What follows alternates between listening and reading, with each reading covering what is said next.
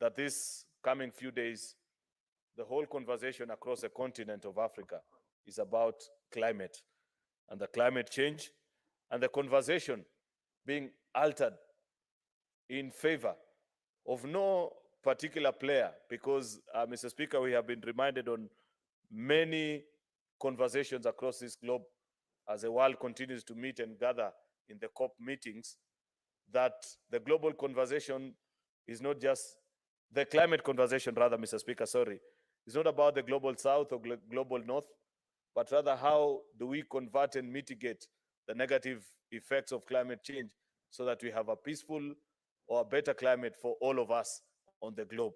Mr. Speaker, it has been demonstrated ably that there are no winners and losers in this climate conversation. Many thought that the ravaging effects of climate change will perhaps be felt more in the global south than in the north. But the events of the last few years, Mr. Speaker, while we continue to battle things like drought and perhaps maybe other factors, Mr. Speaker, you have seen other more devastating effects actually in the global north as well. And this has led to the realization by every policy maker, every key decision maker on the globe, Mr. Speaker, that this is not an idle conversation, that this is not something you can afford to play the usual games of the world where people sit pretty. Those in the global north consider it to be a problem of the south, and those in the south imagine it to be a problem far too much disposed of the effects here in the south, and therefore don't give due consideration to it. And therefore, Mr. Speaker, this bill makes an amendment to a bill that we passed in this House in 2016, the Climate Change Bill, Climate Change Act, actually, of 2016. This is just as the world was imagining that this is perhaps maybe a passing challenge, and therefore, after the meeting in Paris of 2015, where many countries, Mr. Speaker, signed on to the Paris Agreement of 2015, therefore, at the national level, each country tied on their own to either domesticate laws or find measures of mitigating this problem, and imagine that this is something that you quickly address and move on to the next challenge. Unfortunately, or fortunately rather, Mr. Speaker, the following years have taught the world a difficult lesson. People have realized that this is perhaps the greatest threat that continues to face this world, which if we are not serious as an inhabitants of the earth to combat the changes or the challenges that are faced in our climate, Mr. Speaker, and come up with policies and measures, think together, put our brains together, and have a concerted effort of combating climate change, Mr. Speaker, then in the next few years, this world may not even be habitable. And I guess subsequently, Mr. Speaker, that is why the conversations have moved and become better. If you're a keen follower of this climate conversation, Mr. Speaker, you'd see a different even in attitude, even in the attendance, even in the seriousness that is given to the global climate conversation, even in the subsequent summits from Glasgow up to the last one, Mr. Speaker, that was held here in Africa in Sharm el-Sheikh, Egypt, Mr. Speaker, where participants now are beginning to live closer to reality and realize that talking and getting back to your jets and flying back home is not enough until there is deliberate effort at the local level, Mr. Speaker, is when we can begin to say that indeed there is something that we are doing about climate change and therefore mitigating or combating the effects and ensuring that we have a more predictable, more stable future as a people.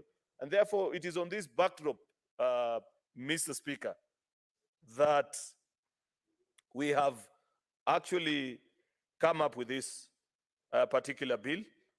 And I have seen, I know colleagues, senators have taken time to read through, understand, because this conversation, Mr. Speaker, is something that we live through daily in our lives.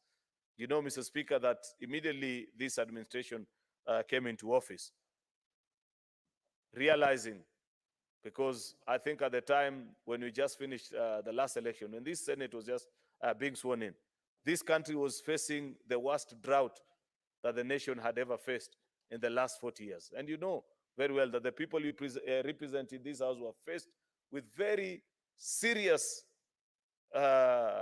effects of hunger. Those that come from the arid areas, people are losing their animals. Those that come from even the arable parts of the country, it was all dusty across the nation. And if you ever flew the country, you would have noticed how yellow and dusty the country had become because of lack of rain. And those are just part of the effects. And therefore, this conversation began and people began taking it seriously. In fact, when you said we need to invest and set resources, I think the figure has been put at close to 400 billion that is needed to not only just grow, and not only plant, but actually grow. And the difference has been defined, Mr. Speaker, that planting a tree is a ceremonial act that we do every time we are guest of honors in functions. I see many of you on weekends. You'd see Senator Manzo in Makueni Primary School invited. You just drop a tree, get your spade, and quickly wash your hands. Perhaps even sometimes forget to water it and move. That is what we were accustomed to. But like I have said, Mr. Speaker, we are slowly evolving and realizing the importance of this conversation. And that's why you have found we are being nurtured to appreciate and know that it's not just about planting a tree, but growing it, going back to check on it, Mr. Speaker, and ensuring that the tree that you plant, how is it doing? Mr. Speaker, you know, last week or the week before, when we had the Devolution Summit, they did something quite significant, and I appreciate, because each tree that was planted had a name by that particular tree. I remember the complaints of Senator Okiya Omtata, who is here, that when he got there early in the morning, he couldn't identify the tree that was set out. I don't know if he went to plant or somebody planted it for him, but I want to encourage him that each time, if he drives to Busia via Eldoret, stop by the, what is the name of that place you're planting mandago? I think the Arboretum in Eldoret, where we planted those trees, and check on the trees that you planted, because that is the act that you are being taught. It's not just about planting, but growing. Ensure, even the schools that you go to, and you're chief guest, appoint somebody, ensure that the trees that you grow, because we are on a race for 15 billion trees to grow our forest cover over to 30%. That's one of the surest ways within which we can make sure that we mitigate the effects of climate change and live in a decent environment, have food security, and even overall improve the quality of life of where we live, be it here in Nairobi or back in our rural homes, Mr. Speaker.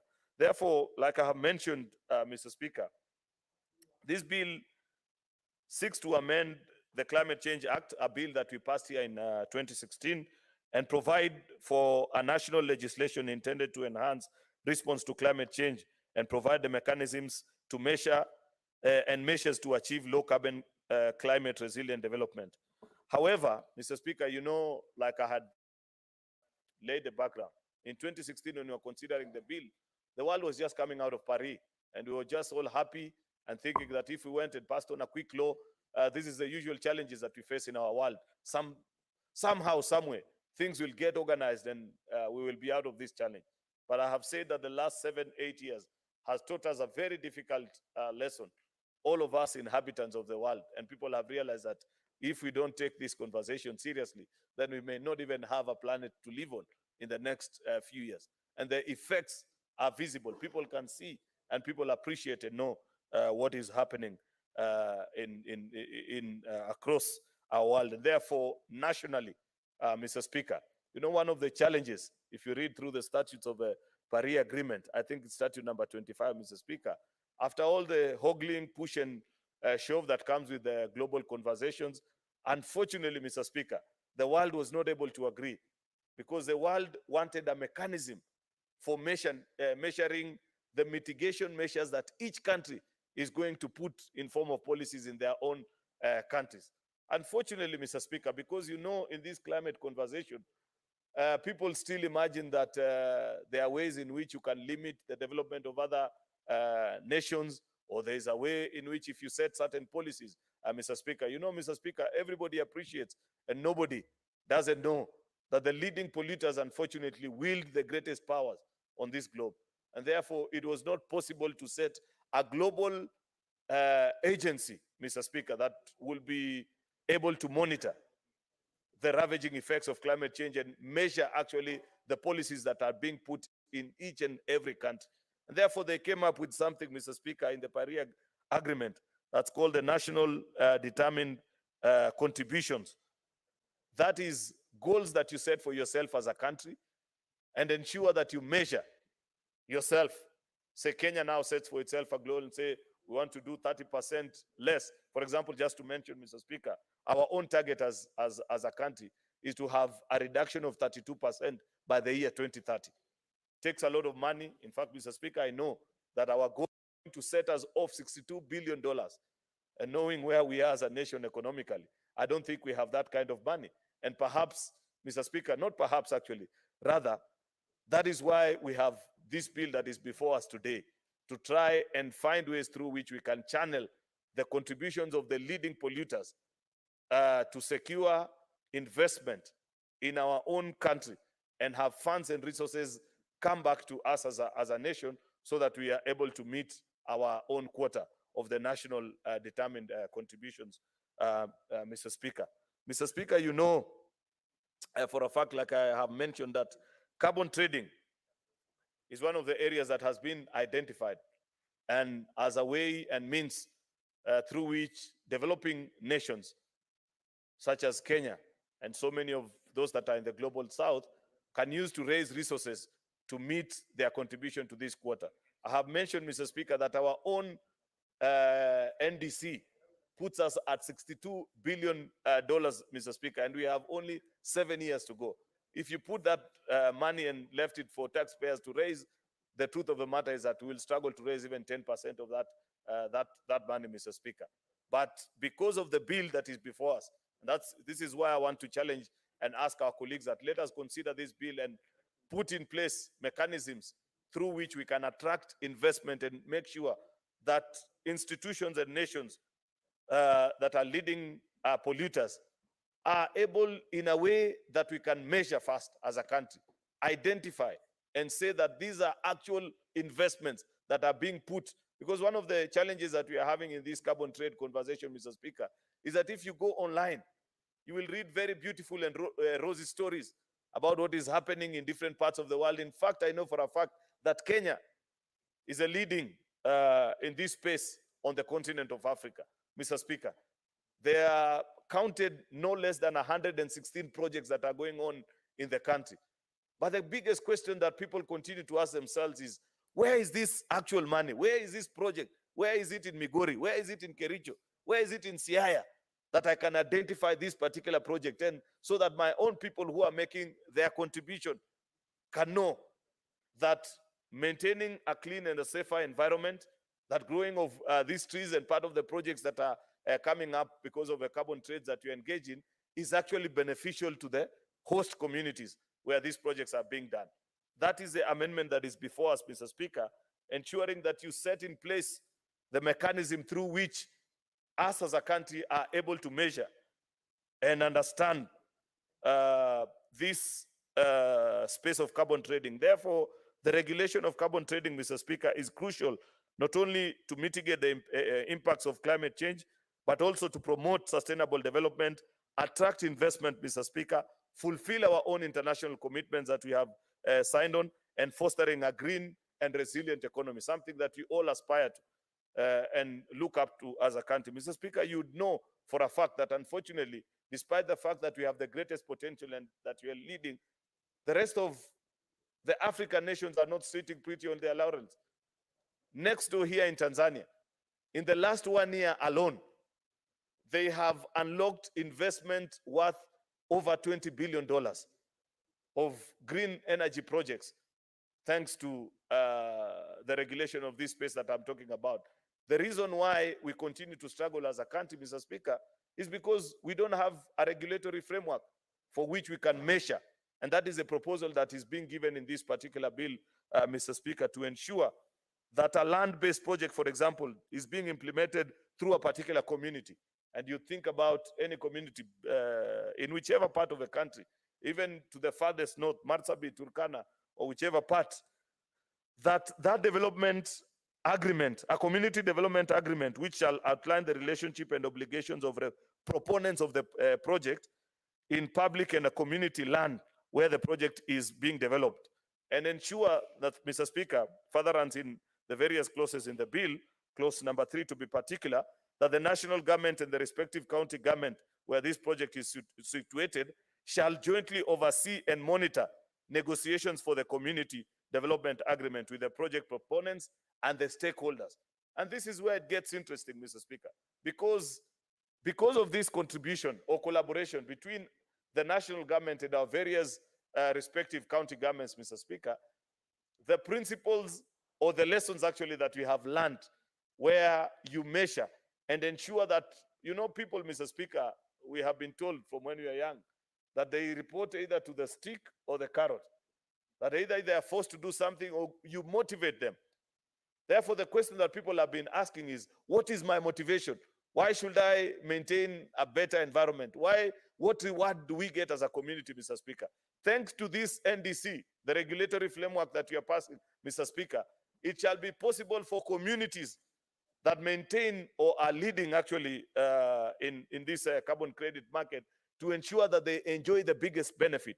In fact, Senator Mwaruma, it will interest you to know that because of the presence of Savo East and Savo West, Taita Taveta, the people that you represent in this Senate, stand to benefit the most because of the benefits of that particular clause that I've referred to, because of communities that host, the host communities will be the leading beneficiaries of these particular projects. And therefore, for the good work that you have done in maintaining Savo East and Savo West, commensurate projects worth of that are being attracted and directed to that particular region will be good motivation for your people to not only maintain Savo, but even grow trees and maintain a better environment so that they participate greatly in this carbon market. Specifically, Mr. Speaker, clause 2 of this bill seeks to amend section 2 of the Acts, where you provide definition of the new terms that are being introduced. Like I had mentioned earlier, Mr. Speaker, that this is an ongoing conversation on the globe, that many people, Mr. Speaker, thanks to the time that, from the time that the world met in Paris up to now, Mr. Speaker, clause 2 of the Act provides for the additional terms that have come, Mr. Speaker, which when we did the law back here in 2016, we had not thought significantly about it, Mr. Speaker, and therefore it's just about definition of the new clauses. Clause 3, Mr. Speaker, of the bill seeks to amend 3A, section 3 of the Act, and provide for one of the objects of the Act, which is what I've just referred to and spent a lot of time trying to explain, which is a legal framework on the international market mechanisms on carbon markets, Mr. Speaker. In that I've explained, Mr. Speaker, that while the rest of the countries that are competing with us have set in place this regulatory framework to be able to monitor and know what are the carbon trade projects that are going on in their country, we didn't have this legal framework, Mr. Speaker, and therefore that is a proposal that we are having here, so that monetary constraints, Mr. Speaker, and revenue generation that is coming, that continues to face us as a country, Mr. Speaker, when you try to participate and meet our own quota in the national determined contributions, Mr. Speaker, shall be a thing of the past. We shall be able to know this is the amount that a specific company has invested. And there are many global companies, Mr. Speaker, that operate out of Kenya. In fact, Mr. Speaker, you will struggle to find any serious leading corporate entity globally, Mr. Speaker, that doesn't have operations in Kenya. For reasons that you all know, this is a large economy. Of course, this is a place that previously, I know we've had challenges previously, and quite a number of them have left, but many are beginning to troop back, Mr. Speaker, into the country. And therefore, this is where I want to draw the attention of my colleagues. While you find countries like, not countries, but companies like Microsoft, Unilever, all of them having operations in Kenya, because of the lack of this regulatory framework and the demand that you are making on these companies, in other countries such as Tanzania next door, and that's why I've mentioned to the figures of what they've been able to unlock in the last 1 year alone, Mr. Speaker, they are able to put projects that are measurable, Mr. Speaker. But in Kenya, for the lack of this legal framework, they know you can easily get by and nobody will ask you any difficult questions. But that will be a thing of the past immediately we conclude on this bill, today, Mr. Speaker. And that's why I want to urge the importance and the urgency of doing it, concluding on this particular bill today, so that when the world comes to Nairobi next week, when we have more than 30 presidents that are attending the Africa Climate Summit, they know that Kenya is under a new regime of law. And perhaps it's important that I address that point, Mr. Speaker, because I know many people have asked and said, Majority Leader, why were we not given additional time and all these things? While it is important to listen to those particular concerns, I think, Mr. Speaker, the importance and the significance of the first continental summit on ways and means through which Africa or the rest of the global south, Mr. Speaker, will stand to benefit in this space of carbon credits is happening here in Nairobi. We need to be under the proper regime of law, Mr. Speaker. It will be a great absurdity that the world will be here speaking about carbon credits, yet the host country itself will not have ratified or domesticated this particular law. And that is the essence of clause 4 of the bill, clause 3 of the bill, Mr. Speaker. Clause 4 of the bill seeks to amend section 6 of the Act and insert a new paragraph to provide for the guidance and policy discretion on carbon markets to the national and county governments, the public, and other stakeholders, Mr. Speaker. I had mentioned, and this is an important place for you, us as the House that are defenders of devolution, Mr. Speaker, that it was important, without clause 4 being included into the bill, without bringing county governments into this conversation, Mr. Speaker, then it would have been an idle venture, Mr. Speaker, because we know all these projects, they take place in our counties. All the mitigative measures, Mr. Speaker, of the action that we need to do as a people, they are done by people in the grassroots, Mr. Speaker. And therefore, it will have been unfair for us to have a bill that doesn't bring the nexus of national and county governments, the public, and other stakeholders, as is being done under clause 4. Clause 5 of the bill, Mr. Speaker, amends section 7 of the Act, which is to align and provide for membership of the council that is being set up for better operations, as well as the same. Clause 10, 11, and 12, Mr. Speaker, I'll try and go quickly after. I'm alive, Mr. Speaker, to the fact of kind of interest that this bill will generate, and perhaps members will want to speak about it, Mr. Speaker, and therefore I don't intend to take the full 1 hour, but I'll try and quickly rush so that maybe the rest will be said by the seconder, the chairperson of the committee, Mr. Speaker, of the additional things that probably I may have forgotten. During his time of seconding, he may mention perhaps some of the things that I easily could have forgotten or rushed over, Mr. Speaker, in the interest of time. So I mentioned that clause 10, 11, and 12 of the bill seeks to amend section 15 and 16 of the Act to empower the Cabinet Secretary to make regulations as the Council's mandate is of a higher level of providing overarching policy and the National Climate Change Coordination Mechanism. There is an insertion of a new Part 5 which provides for regulation of carbon markets. This is very important, good people. I have mentioned, Mr. Speaker, that in this conversation on the climate issues that face the world, there is a lot of hypocrisy. I have mentioned further, Mr. Speaker, in my opening remarks that unfortunately, the leading polluters, the people who are supposed to pay the most because they have gotten us fast where we are, unfortunately wield a lot of power on this globe, Mr. Speaker. And therefore, unfortunately, Mr. Speaker, because of the immense power that they wield, if you do not set it by regulation and ensure that you have a way through which the Cabinet Secretary is able to bring to our delegated legislation committees, Mr. Speaker, regulations frequently, so that if you have a particular project that is being introduced into the country, Mr. Speaker, you set up ways and means of monitoring and ensuring that those organizations, the corporations, anybody that wants to participate in the carbon market, Mr. Speaker, is monitored, and whatever they pledge, because people talk a lot, Mr. Speaker. I have mentioned that if you follow the conversations in Glasgow and I think London thereafter, Mr. Speaker, it's only eventually the last 1 or 2 years leading up to Sharm el-Sheikh in Egypt early this year, Mr. Speaker, that people have started being serious with each other and realizing that just coming, putting on your nice little suits, speaking on all the nice conversations about what needs to be done and retreating back to wait for the summit next year, is it going to get us to a better place? That people have become serious, Mr. Speaker. And therefore, even us by way of regulations, Mr. Speaker. We must ensure that we have, first of all, people who, especially the institutions that will do the monitoring, Mr. Speaker. And I know I saw people present, Mr. Speaker. I think I happened to have caught on to the presentation while it was being made yesterday.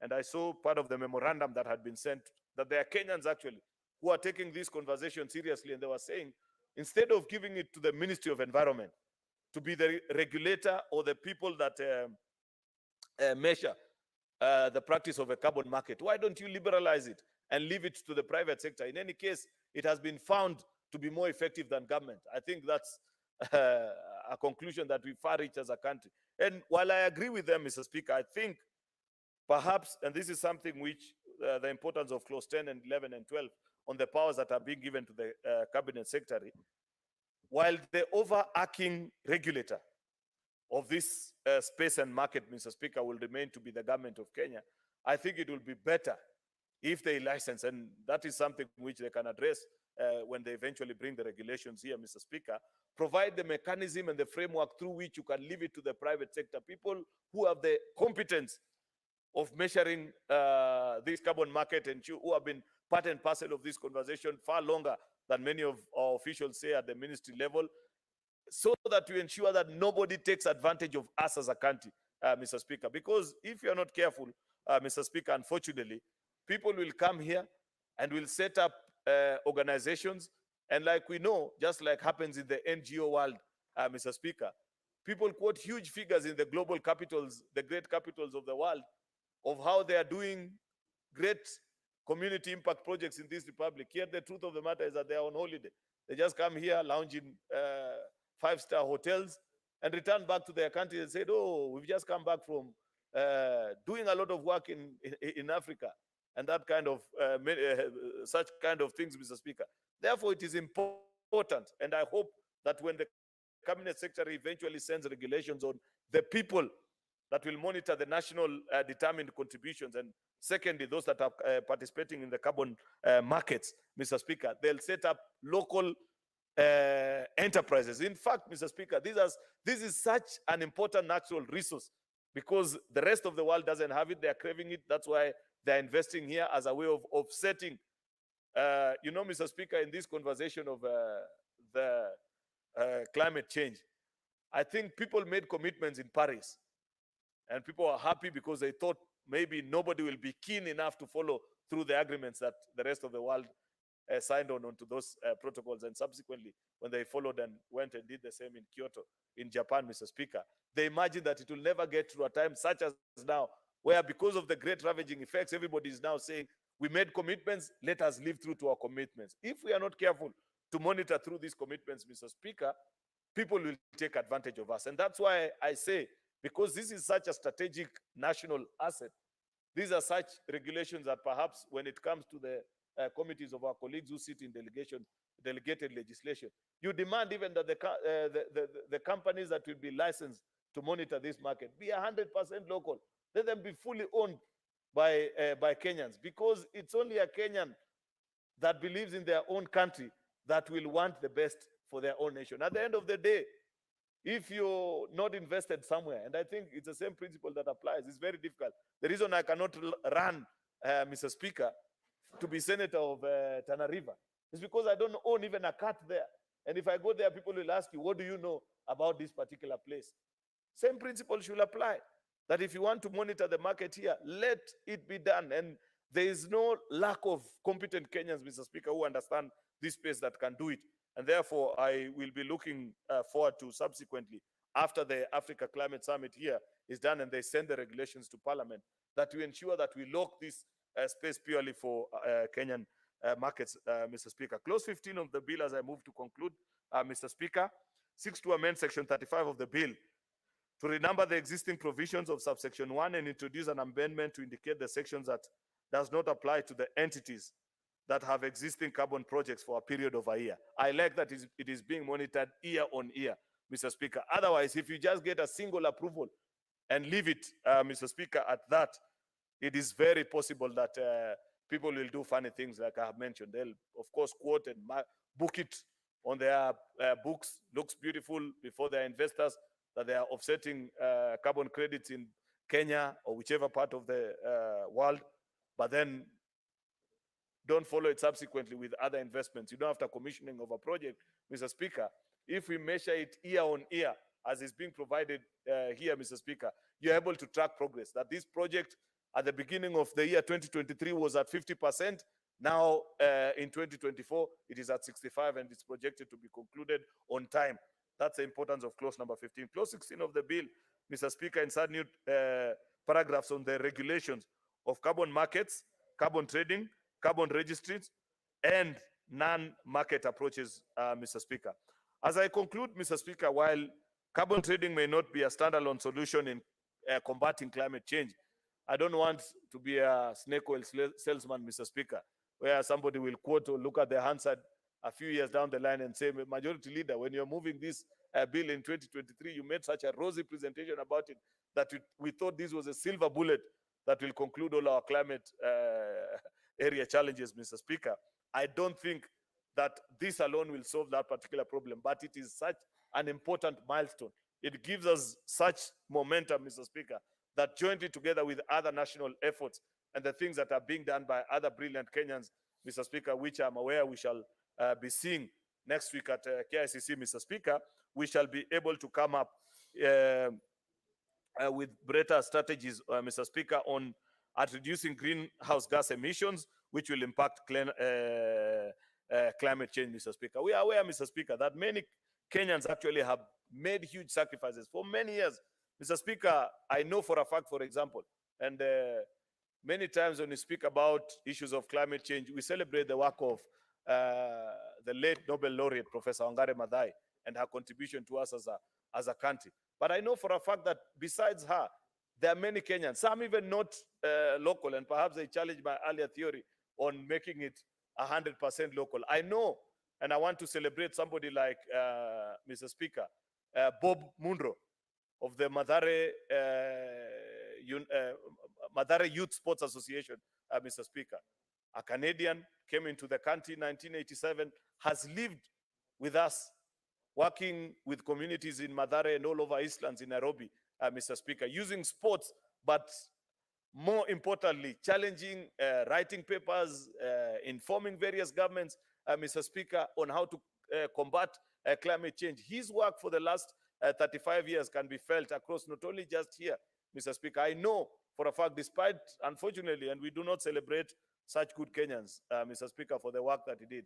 You know, a few weeks or months ago, he came to my office and told me, unfortunately, Senator, despite all the work that I've done, I have, because of my involvement in football, and you know the kind of politics that comes with football, I have never been granted a Kenyan passport, or even sometimes I struggle even to get my work permit. Somebody who's worked here for 35 years was very instrumental in ensuring that we have the UN offices in Gigiri, UNEP offices in Gigiri, Mr. Speaker, because of their contribution. We need to celebrate that such Kenyans, people who have gone out of their way to make significant contribution. In fact, Mr. Speaker, I will be, perhaps when we do the parliamentary honors meeting, Mr. Speaker, you know, many times when you do that meeting, we celebrate Kenyans who have made significant contribution. I'll be putting forward his name, the name of Bob Munro, because of his contribution to the climate space in our country, despite the fact that he's not Kenyan, but has lived here for the last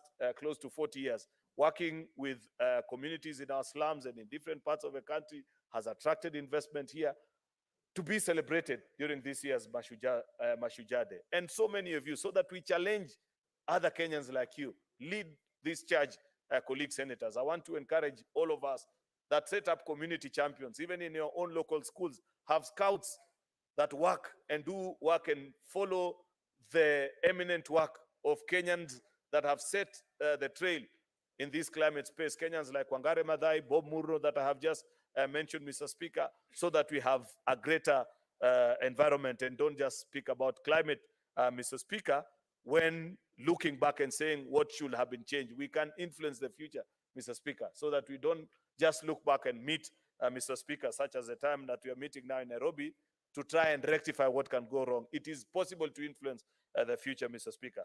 And therefore, with those very many remarks, Mr. Speaker, I want to urge honorable senators to support this bill we move and conclude on it, so that next week, when 30 or 40 heads of states that have confirmed their attendance to the Africa Climate Summit come into the country, they appreciate and know that Kenya as a nation is serious on this conversation on climate change. And we maintain our position as a leader of Africa in the climate space, Mr. Speaker. You know that we lead on that particular front, including even in our energy sector, Mr. Speaker, something worth being celebrated about, that we are leading in terms of percentage of clean energy. Of course, there's still a lot of work that needs to be done, but we have done well as a country. You know, we don't celebrate ourselves many times enough for the good work that we have done, and perhaps we can learn and build on. Mr. Speaker, with these remarks, I beg to move and request Senator Methu, the chairperson on our Land and Environment Committee, to second this bill. Thank you, Mr. Speaker.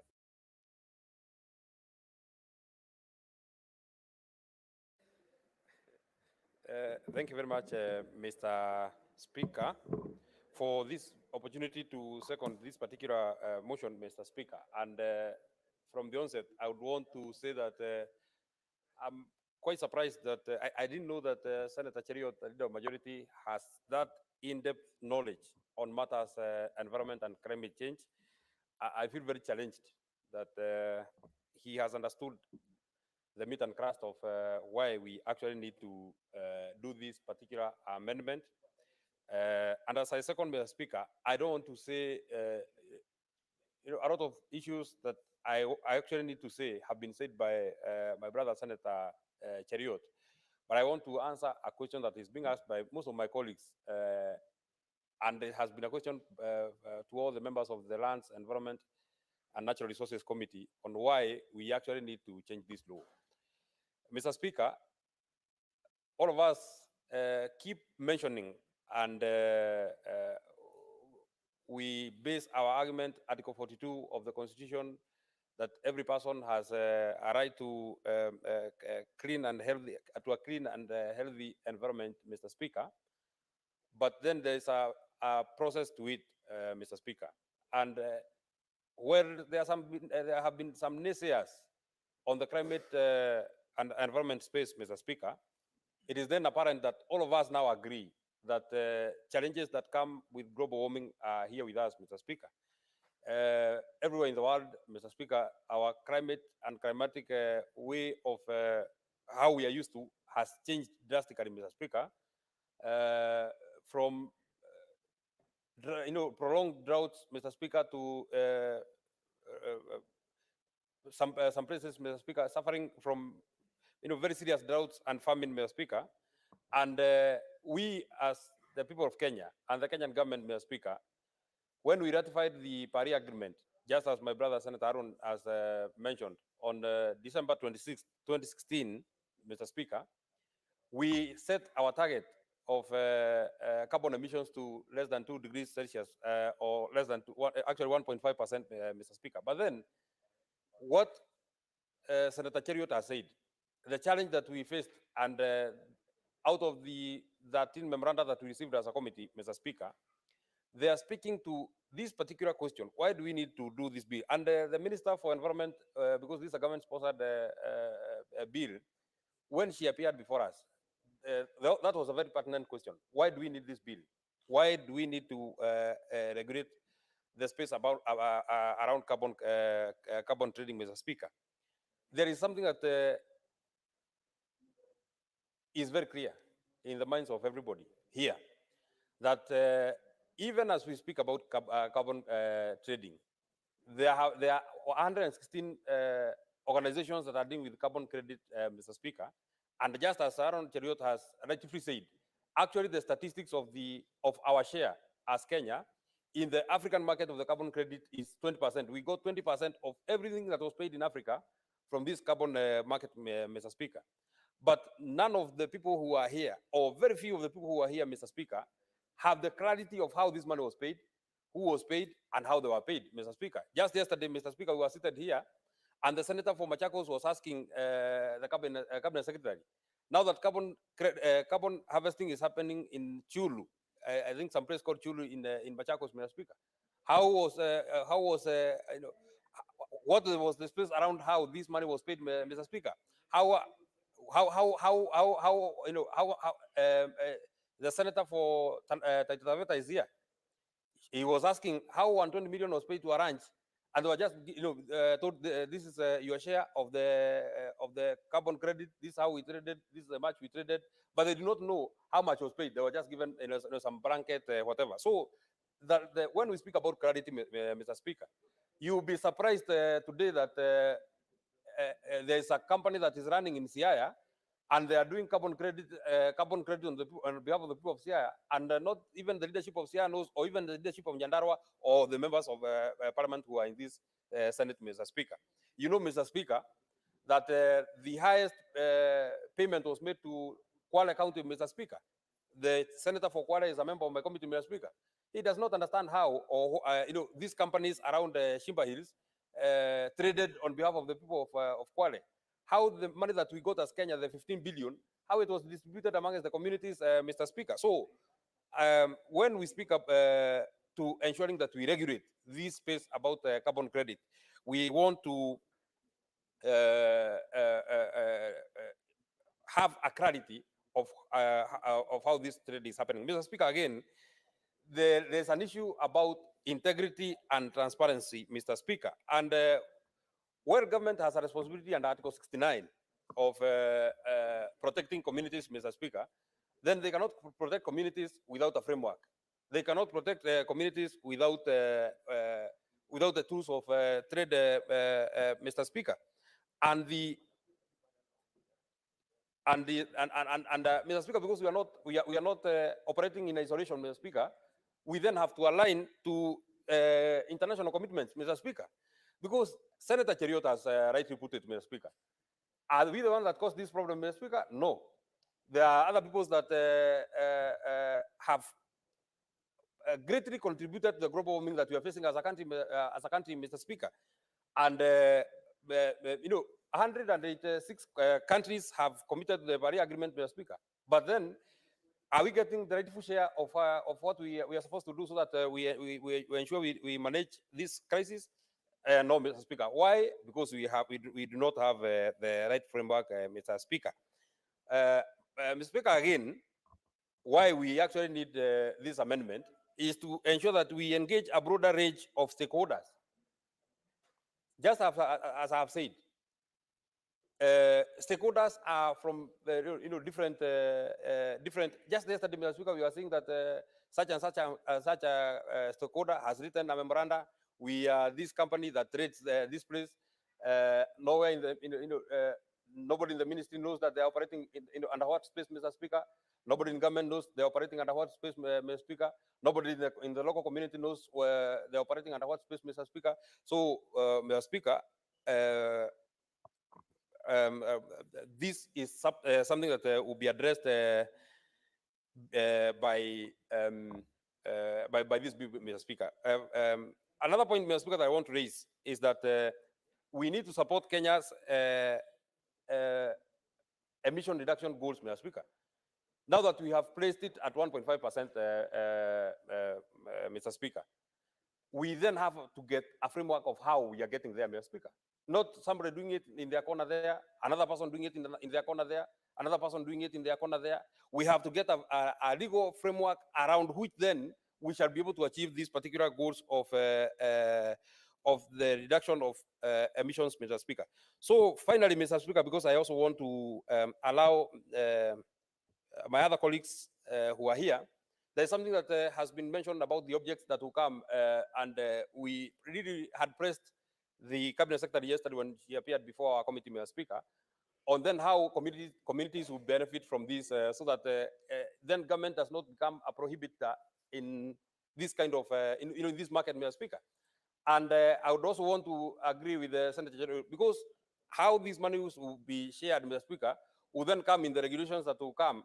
I would want to ask my brothers again in the delegated legislation committee, Mr. Speaker, to then step up on behalf of the communities, Mr. Speaker, so that communities can be able to benefit as they should in as far as this particular earnings are concerned, Mr. Speaker. So without saying so much, Mr. Speaker, allow me to end it there. I ask my colleagues, Mr. Speaker, even as we say that this bill has been rushed, Mr. Speaker, you know, as a country, we are honored to host the whole continent next week, Mr. Speaker.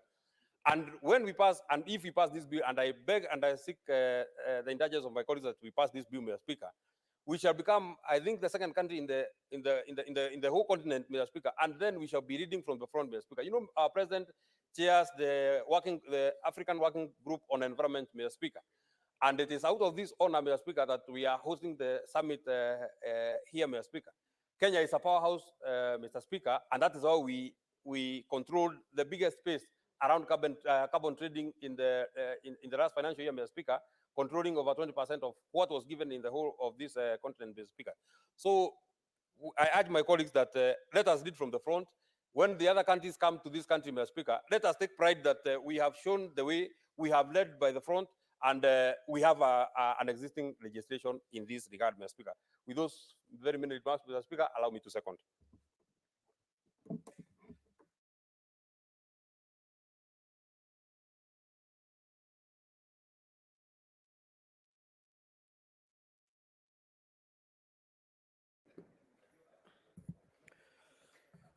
Honorable Senators, I now proceed to propose the question.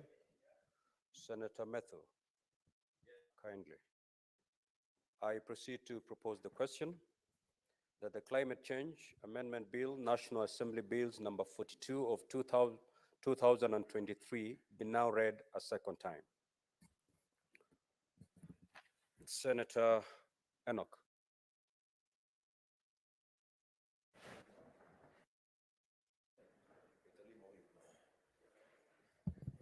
I thank you, Mr. Speaker, for this opportunity to make a contribution to this bill. From the onset, Mr. Speaker, I support the bill.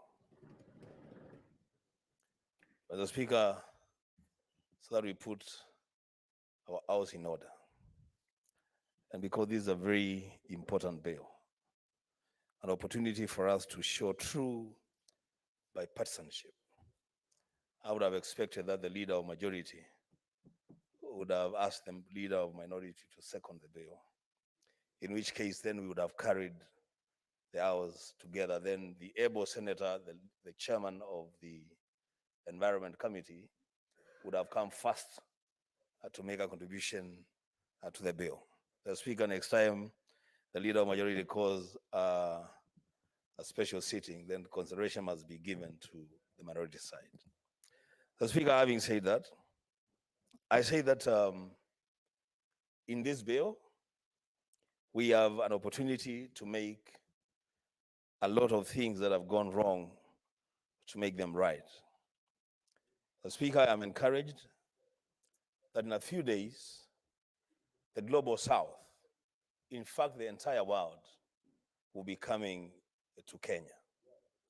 So Kenya will be hosting the globe to discuss matters environment, to discuss matters climate change.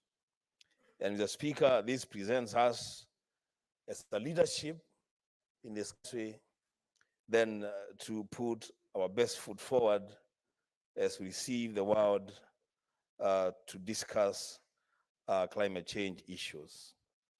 The Speaker, while moving this bill, the majority leader made reference to a distinction between planting trees and growing trees.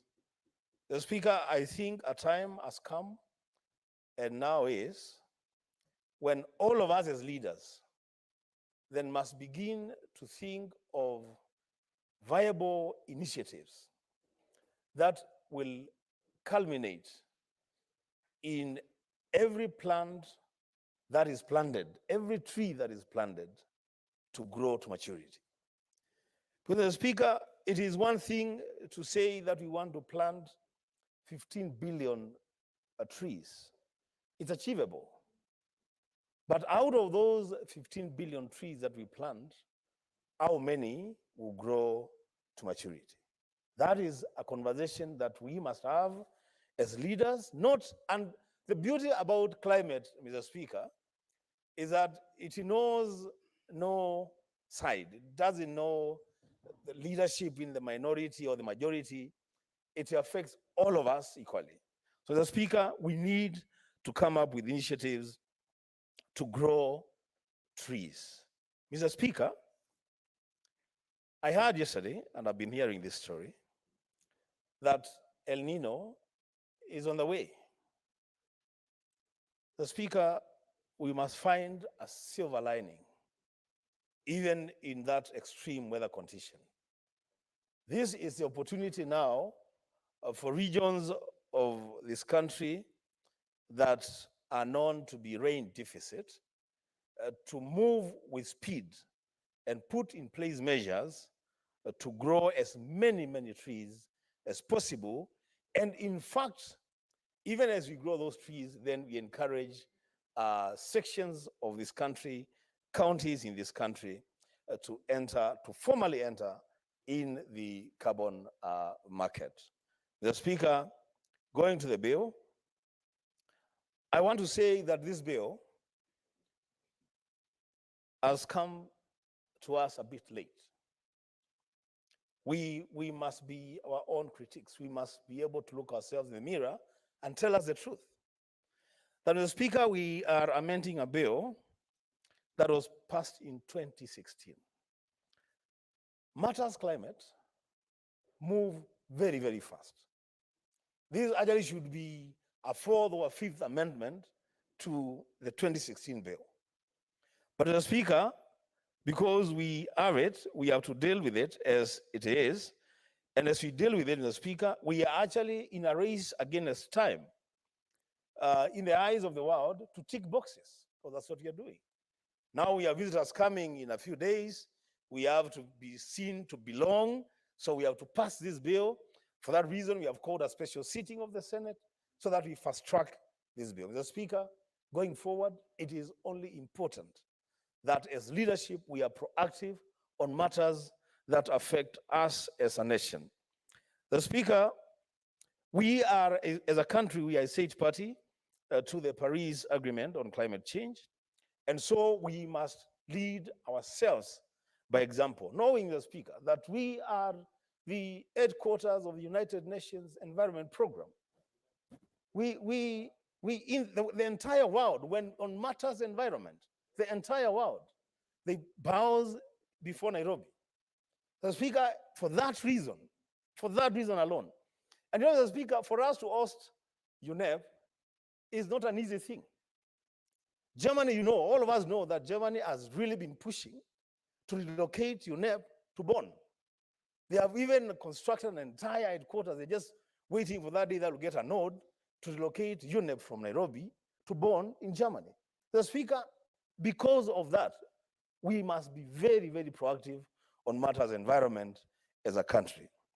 The bill, Mr. Speaker, so that I don't take a lot of time on it, the bill is though late, is timely to the extent that it seeks to mainstream the role and functions of the youth within the council, the Climate Change Council.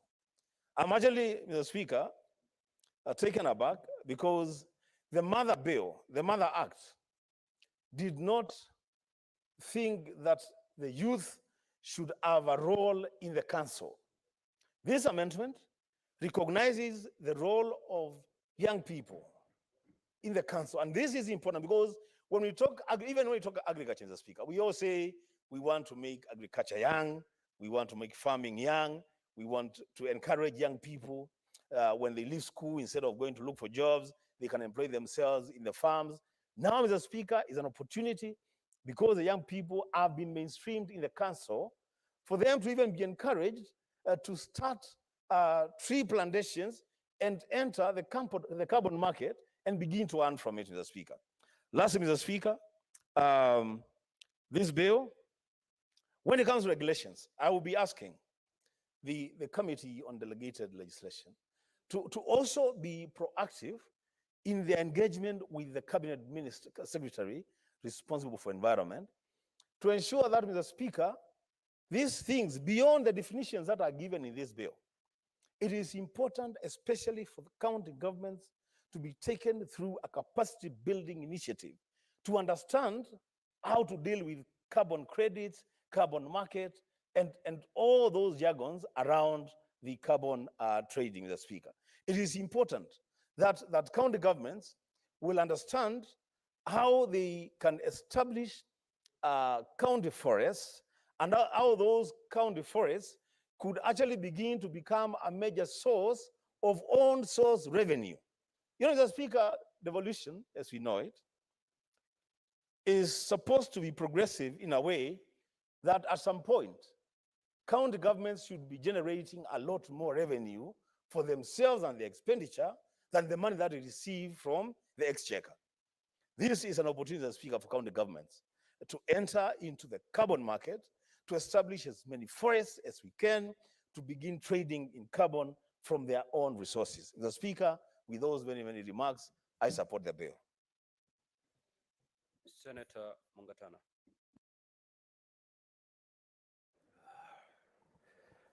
Bwana Spika, napenda kuchukua nafasi hii kupatia asante kwa kunipa nafasi na mimi nitoe mawazo kuhusu mjadala huu wa mabadiliko ya tabia nchi. Bwana Spika, kule Tana River kuna kabila inaitwa Wata ambao kwa miaka mingi walikuwa wanapata maisha kutoka kwa msitu, na sio wao peke yake Bwana Spika, lakini pia kuna makabila mengi pale kwetu ambao wanafanya maisha yao kutumia misitu. Wiki iliyopita Bwana Spika, nilikuwa sehemu ya Tana River inaitwa Chara, na huko Bwana Spika, watu wamejitolea kusimamia misitu, kuijenga misitu. Mr. Speaker, Bwana Spika, hata ile tunaita mangrove forest kizungu, wananchi wanajitolea kupitia kwa vikundi vyao kujenga na kuvianzisha tena ile misitu ambayo inaharibika kwa ajili ya mabadiliko ya tabia nchi. Shida ambayo iko Bwana Spika ni kwamba wananchi hawa hawapati chochote kutokana na hizi kazi wanazofanya. Kitu ambacho kinafanyika mpaka leo Bwana Spika ni kwamba kuko na promises ama ahadi ambazo zinatokea kutoka kwa Wizara ya Mazingira, lakini hakuna kitu ambacho wananchi wanapata. Bwana Spika, nasimama kuunga mkono hoja hii na mswada huu kwa sababu kwa mara ya kwanza tunaambiwa kwamba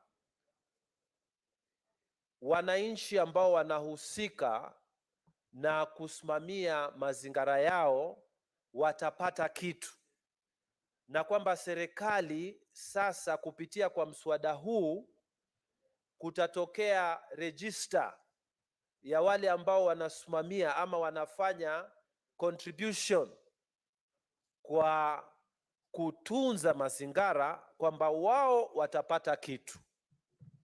Bwana Spika, hii ndio pengine hatua kubwa kabisa imefanywa kwa kujenga mazingira yetu, kwa sababu hadi sasa imekuwa tu ni kama mwito, watu wanatoa mwito tukinge mazingira, mwito tusimamie mazingira yetu yawe masafi, tufanye hivi tufanye vile ili tuishi na hali nzuri ya kimazingira, lakini watu hawaambiwi katika kazi ya mazingira kuna pesa, kwamba ukitunza hiyo miti unaweza kupata pesa.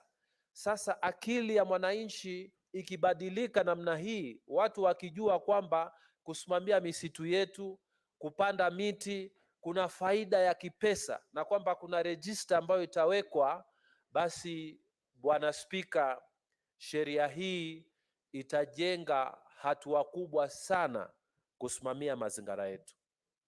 Bwana Spika, wakati wa mwisho tulikuwa Midrand, Afrika Kusini, na wakati huo ambao Rais Ruto alikuja kuongea na sisi Afrika Kusini,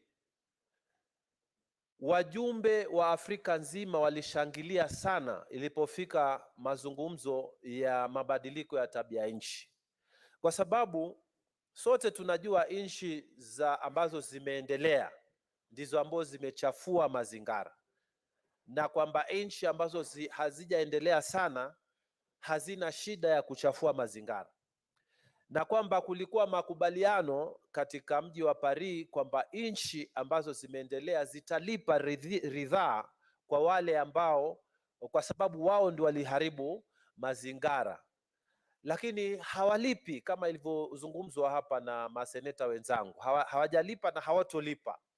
Sasa kila mtu, wakati tulipokuwa tunafanya ile debate, kila mtu kutoka Afrika, wabunge, kila mtu anasema lazima tuhakikishe wazungu wamelipa, lazima tuhakikishe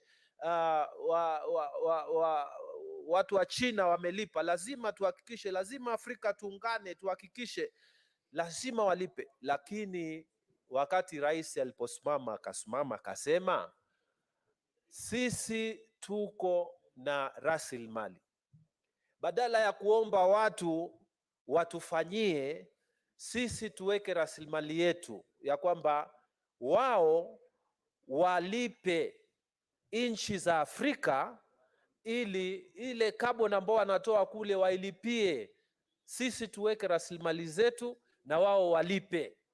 Kwa hivyo ilikuwa hali ya mpya, akili mpya ambayo inasema kwamba sisi hatutaenda kuomba watu walipe kwa sababu ya uchafuzi wa hali ya hewa. Sisi tutajenga misitu yetu, lakini tulipwe kwa sababu ya kujenga hiyo misitu. Na watu walishangilia kwa sababu waliona ni akili mbadala ambayo imeletwa, na tunafurahi sana kwamba sasa mashirika nchi za Kiafrika, nchi za Ulaya, tunakuja hapa Kenya kuja kuzungumzia hili jambo, ya kwamba sisi kama Waafrika sasa hatutakaa kuomba. Sisi tuko na rasilimali, wale ambao wanachafua walipie zile efforts ambazo tunaweka kusafisha hii rasilimali, kusafisha hii anga ambao wale washaharibu. Kwa hivyo Bwana Spika, mimi ninafurahi sana kuona mswada huu uko hapa mbele yetu, na kwamba wananchi waelewe ya kwamba Senate imekuja kukaa hasusan kwa sababu ya kuhakikisha ya kwamba hii sheria ipitishwe, watu waanze kufaidi, hata kama ni kwa kidogo, watu waanze kufaidi. Tumesikia hapa kuna mashirika ya kutoka nje, Ulaya na wapi, wanakuja kwa kaunti zetu, wanasema wamefanya mambo ya project za mabadiliko ya tabia nchi, wamepata mabilioni ya pesa, mabilioni yamelipwa, lakini wananchi hawajui ni namna gani. Sheria hii ambayo imekuja, ambayo Seneti inapitisha leo, itasema ya kwamba kama kuna projects zozote zinafanywa Tana River, zinafanywa kaunti zingine, watu watajua, kuna register maalum ambayo itawekwa na watu watapata kujua ni project gani na ni pesa ngapi zinaingia kwa community na watu wanalipwa pesa ngapi kwa zile efforts ambazo wanafanya kutunza misitu na kupanda miti. Bwana Spika, nimesimama kuomba sote ambao tutazungumzia swala hii tupitishe mswada huu, tupitishe sheria hii ili wananchi wa kawaida nao waanze kuona faida ya kupanda miti na kuchunga misitu yetu. Kwa hayo mengi Bwana Spika, ninaomba kuunga mkono mswada huu. Asante. Now, honorable senators, looking at my screen here, there is a lot of interest from everybody. All senators would wish at least to make some kind of contribution to this motion. Now, under standing orders, each senator has a maximum of 20 minutes to make their contribution. If we move that way, then we are going to listen to very few of you, and most of you are going to be locked out of this debate. Now, under Standing Order 111, a motion for limitation of time ought to have been moved maybe before Senator Wambua took to the floor. That wasn't done. And therefore, under the standing orders, we are tied to the fact that each senator will have to make their contributions for a maximum of 20 minutes. However, through a consensus, we may agree, looking at the kind of interest this motion has generated, we may, through a consensus, agree time within which each senator could make their contribution.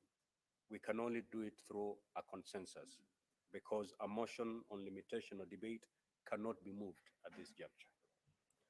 So, honorable senators, do we then proceed with the 20 minutes per senator, or do we strike a consensus?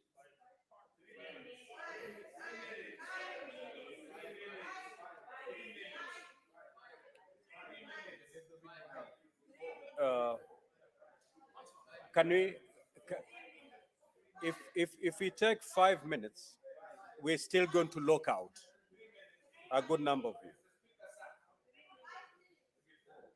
Can I hear Senator Sifuna on behalf of the minority? Mr. Speaker, it's my view that 5 minutes should be sufficient to prosecute this matter. And just to add, Mr. Speaker, that I don't think it is a requirement that all senators must speak on everything. In fact, for us, we have a designated expert on climate change, and we would want that he be given priority to speak, so that when we come to other matters, of the street, then others also take that opportunity to Senator prosecute. Sifuna, I'm going by the screen here. From this screen, I cannot pick an expert. I can only pick But 5 minutes should be sufficient for me. Senator Omatinga, what say you? Thank you very much, Mr. Speaker. I would want to suggest that we take 3 minutes. The reason being, most of the things that have been said, we keep on repeating them. If there is that one thing that has not been said, it is done in 3 minutes. Mr. Speaker, so I think we saw yesterday members coming for special sitting and then do not get an opportunity to contribute in the debate. They feel a bit unhappy. Therefore, Mr. Speaker, sir, 3 minutes would be enough without wanting to repeat what has been said. And going by what Senator Sifuna have said, experts will have a filter mechanism of not repeating what has been said. Thank you, Mr. Speaker. So then we have 5 minutes, we have 3 minutes. Why don't we meet in the middle? Why don't we meet in the middle and take 4? Okay, so 4 it is. Thank you so much, honorable senators. Senator Manzo. Thank you, Mr. Speaker, for giving me an opportunity to share on this very important bill. Mr. Speaker, the amendments to the act is long overdue, and Mr. Speaker, environmental issues are very key in the world now. The world has changed in a big way, and Mr. Speaker, having a climate change amendment bill is one of the most important things in our country now, so that we can align ourselves with the rest of the world. From the weather forecast reports, it is now alleged that we're likely to have El Nino rains, which are usually very destructive. And then later on, we have very many dry spells. We have seen what has happened to other parts of the world, tornadoes, snowfalls, which cause a lot of destruction to what is already existing. And Mr. Speaker, environmental law is one of the major things. It's both local and also international, and is one of the things which tie up the world. We have come up with the new systems which have increased carbon credits. This has not been existing in our law. But the most important thing is the most basic thing. We have cut trees, for developmental issues, for timber. And in fact, we don't have forests in every part of the country. We've got natural forests in the coastal region because of the rains from the the ocean and the highlands. In the middle, we have a lot of dry land.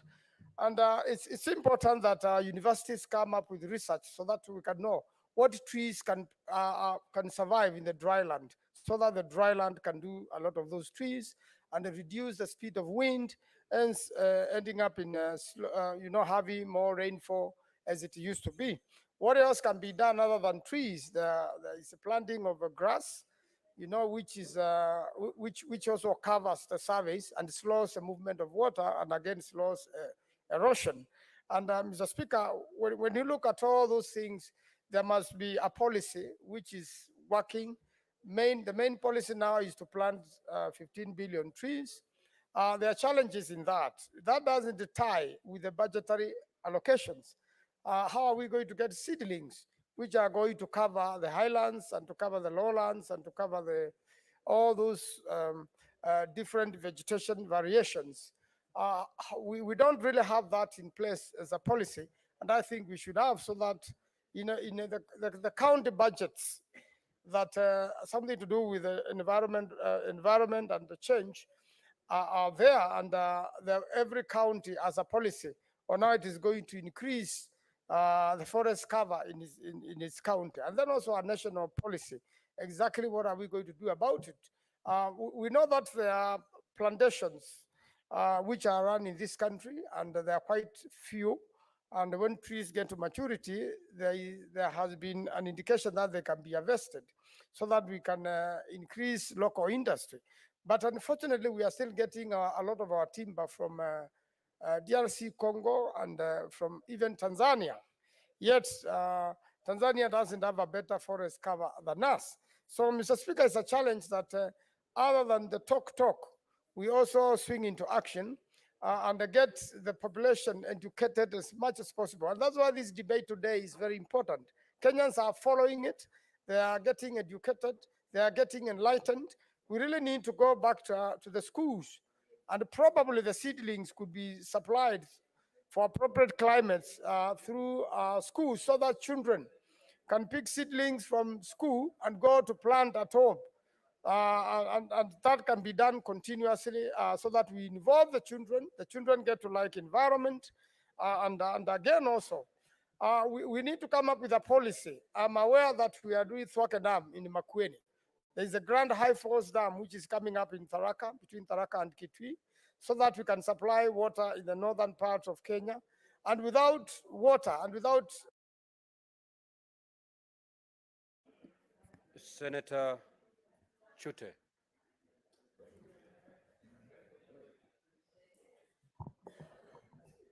Thank you very much, Honorable Speaker. Today, I'm very, very happy to see this amendment bill before this Senate today. Mr. Speaker, I have already proposed a bill which is supposed to come before this House on carbon credit. As you are aware, Mr. Speaker, in Marsabit County, we have wind power project from Lake Turkana Wind Power, which is in Marsabit, in Loengalani, Laisamis constituency. Mr. Speaker, the carbon credit is also called carbon offset. It's a measurable and result-based way of companies to support activities which are governed in other countries by respected regulations. Today, I am happy, Mr. Speaker, we have regulations being put in place to govern carbon credit. Mr. Speaker, carbon credit is worth today $80 US, which is equivalent to 1,000 kilograms of emissions of carbon dioxide. Mr. Speaker, carbon credit is a difference between carbon emission and allowed actual emitted carbon. Mr. Speaker, there are two types of carbon credit. One is those people who emit or pollute our environment. These are a way of being punished by given hefty fees or hefty penalties to pay. The second one is those who are reducing carbon credit or reducing emission. These are called carbon credit. Mr. Speaker, in Marsabit County, we have Northern Rangeland Trust, NRT, who are discounting the carbon credit. Mr. Speaker, I brought a statement before this House earlier, about, I think, 3 months ago, regarding regulation on carbon credit, which are being performed by NRT, Northern Rangeland Trust. Mr. Speaker, my questions were, one, how much money are you getting from discounting our emissions or credit? The question number two, Mr. Speaker, was who is paying for this credit? Number three, who is the brokerage firm? Which is the brokerage firm which is discounting this credit? But we didn't get all the answers. And I'm happy today, Mr. Speaker, this bill is before us today. Clause 4 and clause 6, 2A and B are very clear that there will be regulation in place. And in this, we are going to get what is rightfully ours. I'm happy again today because it talks about the local community. In Marsabit, Lake Turkana wind power is generating this wind or electricity from a place called Sarima. This is a small place which the people of Turkana origin lives.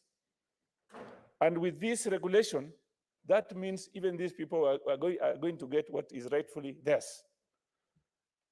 Finally, Mr. Speaker, the ward administrators also will be gaining something out of this. They will be in charge of a certain section. Constituency also will be going to be being in charge in the counties also in the country. Mr. Speaker, finally, let me say this. I'm supporting this bill because it affects our people also. It affects the people of Marsabit in many ways because the regulation was not in place. But Senator Mazayo. Asante Bwana Spika. Bwana Spika, cha kwanza mimi nataka kusema ya kwamba naunga mkono mswada huu wa mabadiliko ya hali ya hewa, au kwa Kiswahili sanifu ni mswada wa mabadiliko ya tabia nchi. Kwa mara ya kwanza nimejipata mimi nikiona tabia nchi ni climate change katika kamusi, lakini hali ya hewa pia ni mojawapo. Bwana Spika, cha muhimu ni kuona ya kwamba tumezingatia swali hili katika nchi yetu, na tukisema hivyo ni kwamba hii tabia nchi inaweza kuangaliwa vizuri ikiwa sisi sote tutajumuika kama Wakenya na kuona ya kwamba tumepanda miti ambayo itaweza kulinda mazingira. Bwana Spika, mimi natoka sehemu za Kilifi, na mara nyingi ukienda pande za ufuoni mwa bahari utapata sio kukata miti peke yake katika ardhi, lakini hata ndani ya bahari mikoko pia tumeikata, na baadaye tunaona ya kwamba tunaathirika katika ule ufugaji wa samaki kama kamba ama ufugaji wa samaki wadogo wadogo. Kwa hiyo tunasema ya kwamba ni jambo la muhimu tukizingatia sana hii tabia nchi. Bwana Spika, vile vile nataka kusema ya kwamba Kenya hivi sasa iko katika macho ya ulimwengu. Tumeweza kuona ya kwamba wale wanaotawala katika nchi zao, marais wengi watakuja hapa katika wiki ijayo kuongelea swala hili la mabadiliko ya tabia nchi. Bwana Spika, sisi tukiwemo kama wale ambao tulikwenda kama nchi tukiwakilishwa katika ule mkutano wa kongamano kubwa lililofanyika kule Paris, tulijiunga na ulimwengu tukubaliana ya kwamba sisi pia tutakuwa taifa moja ambalo litazingatia mambo ya kuangalia hii tabia nchi. Kwa hiyo Bwana Spika, tukiwa katika mazungumzo hayo wiki ijayo, ni umuhimu kuonyesha ya kwamba Kenya iko katika kipaumbele. La umuhimu katika hii mabadiliko ya tabia nchi ni kwamba sisi pia vile vile lazima tuone ya kwamba baada ya kupanda hii miti tutailinda vile vile. Huwezi kupanda miti peke yake bila kuilinda. Tuko na makabila mengi, kabila mengi kama aliyotaja ndugu yangu kule natoka, kuna kabila la Warta. Hilo ni kabila ambalo limeishi na miti, limeishi na forest, misitu, na linalinda misitu. Kwa hiyo hawa watu kama hawa ni lazima, ikiwa kutatoka ridhaa ama kutatoka pesa zozote, ni lazima hawa watu wapewe nafasi hiyo. Nikimalizia Bwana Spika, dakika moja tu, nasema ya kwamba kunao muhimu kuona ya kwamba watu wanaoishi katika hiyo miti ndio watapewa. Senator Morango. Asante sana Mstahiki Spika kwa kunipa hii nafasi. Kwanza naunga mkono huu mswada na ningetaka kuchangia kwa njia ifuatayo, kwamba kwa muda mrefu sasa wakazi na wazawa wengi ambao wanaishi katika karibu na misitu hawaja kuwa kifaidika na hizo carbon credits, kwa sababu kuna wale ambao wanachukulia kama hao ndo wanafaa, na zile jamii, hata kama jamii nyingi zimekuwa zikiwa na athari, zikipatwa na athari tofauti kutoka na wanyamapori na mambo kama hayo, kwa muda mrefu hawanja faidika na misitu. Kwa hivyo huu mswada utaleta natija katika wakazi na wazao ambao wanakaa karibu na misitu. Lakini ningetaka pia kuongezea kwamba pia wakati miti inaorodheshwa katika hii mambo ya carbon credit, mimea pia ambayo inalimwa na wakulima kama vile kahawa, minazi, miti, miparachichi, inafaa pia iwekwe katika kiwango cha kwamba pia wao wanapewa carbon credit, kwa sababu ikifanywa hivyo itakuwa pia wakulima wanafaidika kwa njia tofauti, hata kama mazao haitakuwa na pesa nyingi sana. Pia Mstahiki Spika, hata kama tunaangalia mambo ya miti, kuna miti, baadhi ya miti ambayo tunafaa tuiorodheshe kwamba itolewe pia katika kupandwa, kwa sababu ina athari kubwa. Kwanza inafanya pia hata inaleta madhara makubwa kuliko miti mingine, kama miti ile inaitwa mikaratusi, eucalyptus.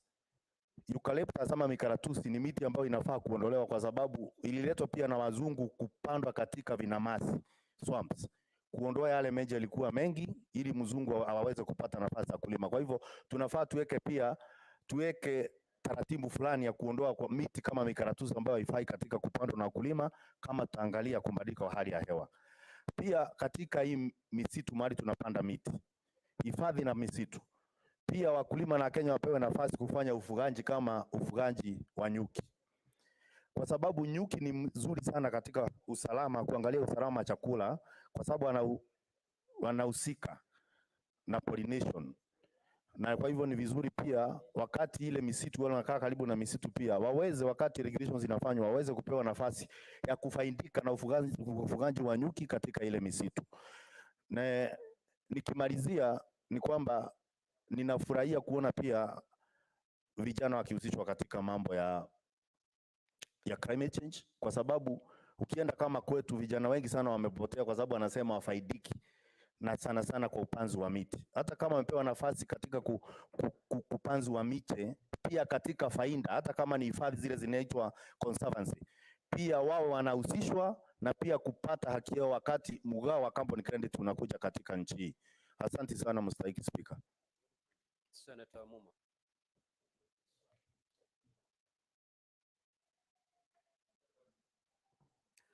Thank you very much, Your Right Honorable Speaker, for giving me an opportunity to contribute to this debate.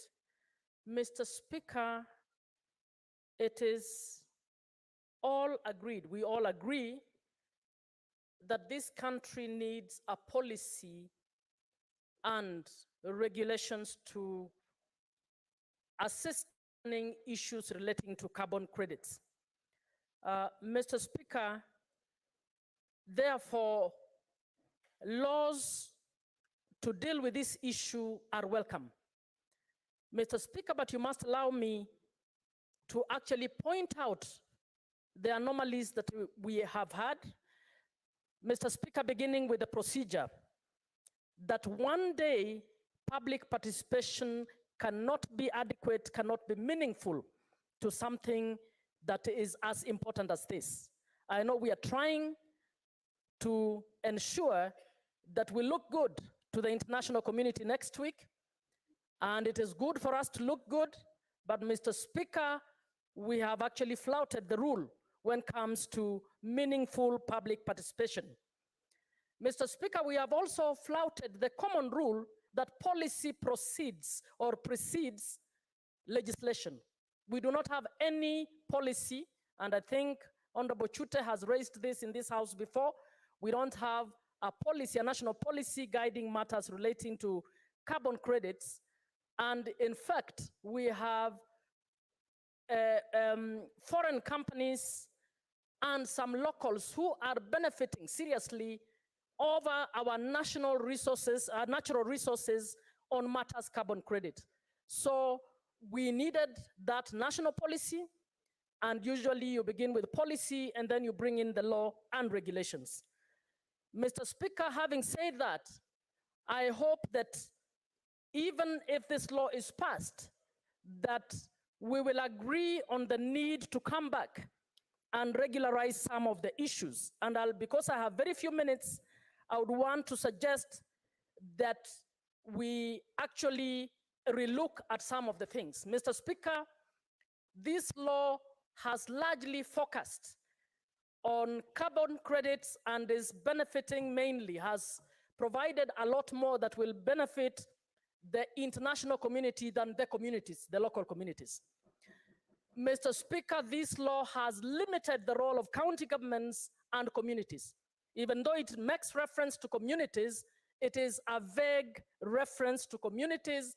Any community member reading this law will not be clear what this means for them as a community.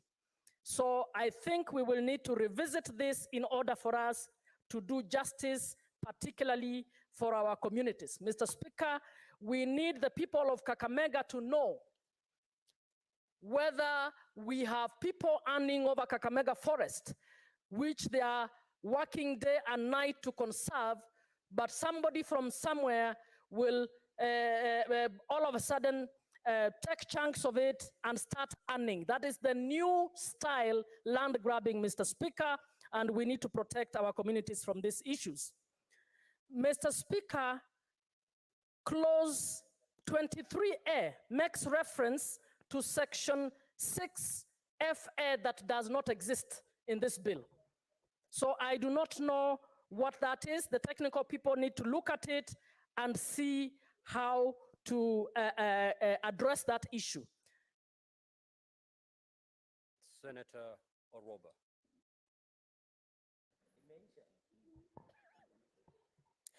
Thank you, Mr. Speaker. I would like to remind the House that in 1989, Mr. Speaker, and I was just 3 years old then, in 1989, a lady called Wangari Maathai actually stood up and fought. Many men, many honorable men, MPs, including His Excellency, our former President Moi, because she found out about a 62-story building that was going to be put up, a skyscraper in Uhuru Park, and she wanted to conserve the environment. She stood up, she fought these men. They called her crazy, they called her mad, they called her an African, Mr. Speaker, because she was opposing men. But she knew something. She was fighting for the conservation of trees and our environment. Mr. Speaker, in 2023, today I'm 37 years old, and I have the opportunity to stand in Senate and actually listen to probably descendants of the same men who are now supporting that we actually need to do something about climate change and we need to legislate. Mr. Speaker, I want to say, let this be a lesson to the men and the women who are in this house, to our leaders, that sometimes women who stand up in different places, leaders, fighting for a cause, might actually be onto something, Mr. Speaker.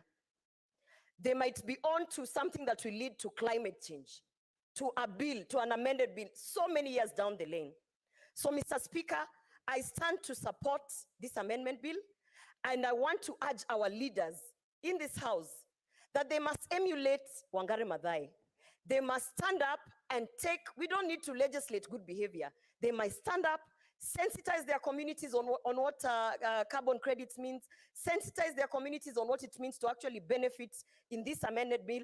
You don't need to legislate good behavior, Mr. Speaker. We just need to inculcate the culture of understanding that even the women in leadership might be onto something. Just like Wangari Maathai was called crazy and mad, and today we are in this house legislating on the roots of the seed that she planted, Mr. Speaker. So I stand to support this bill, and I want to say that as we are legislating whatever, let us not forget that it is that crazy, mad woman called Wangari Maathai who got us to where we are today. Thank you, Mr. Speaker. Senator Eddy. Senator Sifuna, what is your point of clarification? And where does it fall in our standing order? Mr. Speaker, I had requested a point of clarification under Standing Order 126. Mr. Speaker, in the last proceedings I was following, my colleague Senator Cherargei was actually removed from this House under Standing Order 126. And in my reading of that Standing Order 126, it says that a senator removed under that order shall thereupon, without question being put, be suspended from the service of the Senate for a minimum of 91 calendar days and a maximum of 180 calendar days, including the day of the suspension, and shall, during such suspension, forfeit the right of access to the precincts of Parliament, and the Sergeant at Arms shall take necessary action to enforce the order. So the clarification I'm seeking from the chair is whether Senator Cherargei is rightly in the precincts of Parliament, Mr. Speaker. Senator Cherargei did appeal, and he gave valid reasons, and suspended. He's staying away for all that period. So he's rightfully in the House. Yeah. And on the same breath, maybe I was to deliver a ruling on your matter too. And maybe I may proceed to deliver that ruling. You did appeal. I looked at the appeal. It's merited, and therefore, having served 1 day out of the 3 days, you can proceed to continue attending the sessions of this House. Proceed, Senator Eddy.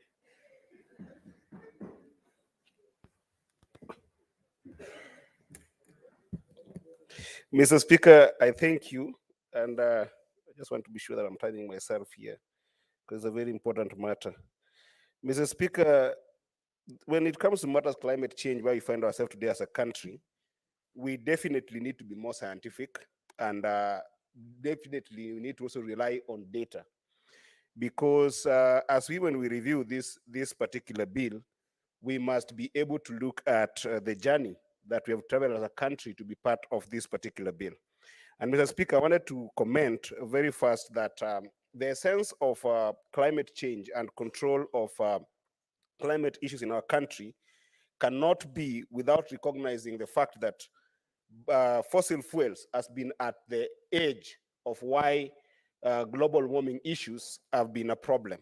In 1896, Mr. Speaker, a scientist called Svante put a very compelling argument that burning fossil fuels was the major cause of climate change in global south and global north, Mr. Speaker.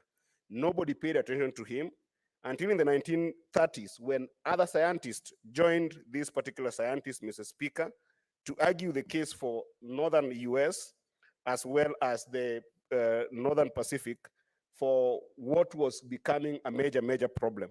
And Mr. Speaker, at that time, there was another scientist a British scientist in Europe called Guy Stewart Callender, who was for the first time, the first scientist to actually use data and science and mathematical models to argue the case for climate crisis, Mr. Speaker.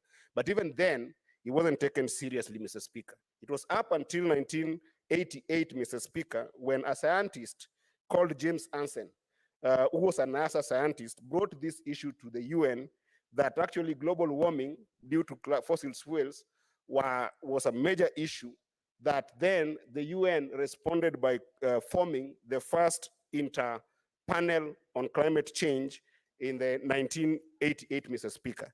Why am I giving this backdrop, Mr. Speaker? Because the Paris Agreement comes on that backdrop. In 1992, Mr. Speaker, we had the Rio Conference. And in that Rio Conference, Mr. Speaker, many countries that were developed that were causing serious climate problems, including the US at that time, did not participate in making sure that our countries could be compensated, Mr. Speaker. And the Paris Agreement, for which this particular bill comes, Mr. Speaker, that proposes a market mechanism, Mr. Speaker, is an agreement that seeks to enable us as countries to develop our own mechanisms internally, Mr. Speaker.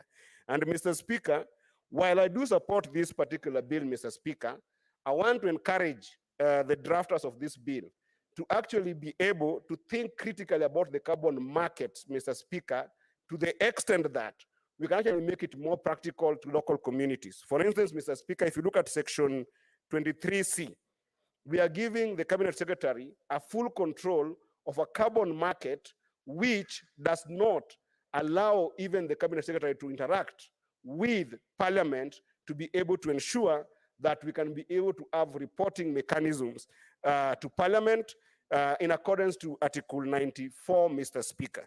So I rise to support, but I would wish to urge us that as a nation, we must think about more practical mitigation, adaptation, and resilience mechanism that work for us in the context of ensuring that if we don't have legally binding elements by the Western nations to be able to compensate or even to participate in this market, Mr. Speaker, we have our own ways of dealing with climate change. I thank you, Mr. Speaker. Senator Kinyua.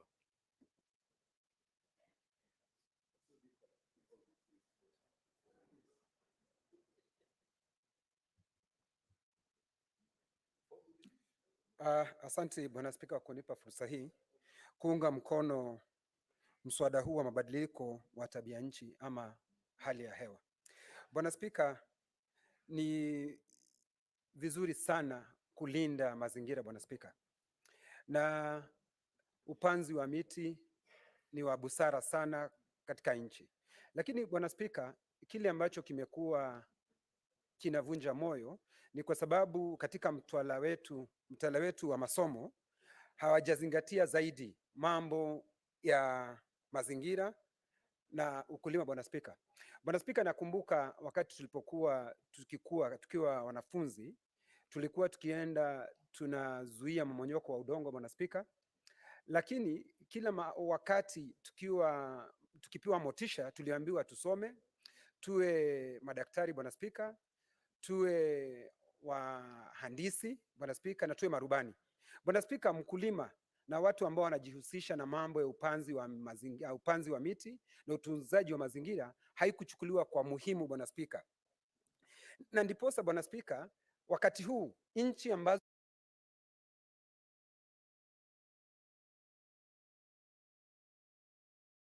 kwa kaboni, Bwana Spika. Kwa hivyo hata sisi hii sheria ambazo tunapitisha, Bwana Spika, itasaidia sana, kwa sababu ukitembea kama Laikipia, misitu iliyo Laikipia, Bwana Spika, mfano kuna msitu wa Rumuruti, kuna msitu wa mahali kunaitwa Rariak, kuna Mogogodo, Bwana Spika. Watu wale wako huko hawafaidiki, Bwana Spika, na hii miti ama huu misitu ambayo wako nayo, Bwana Spika.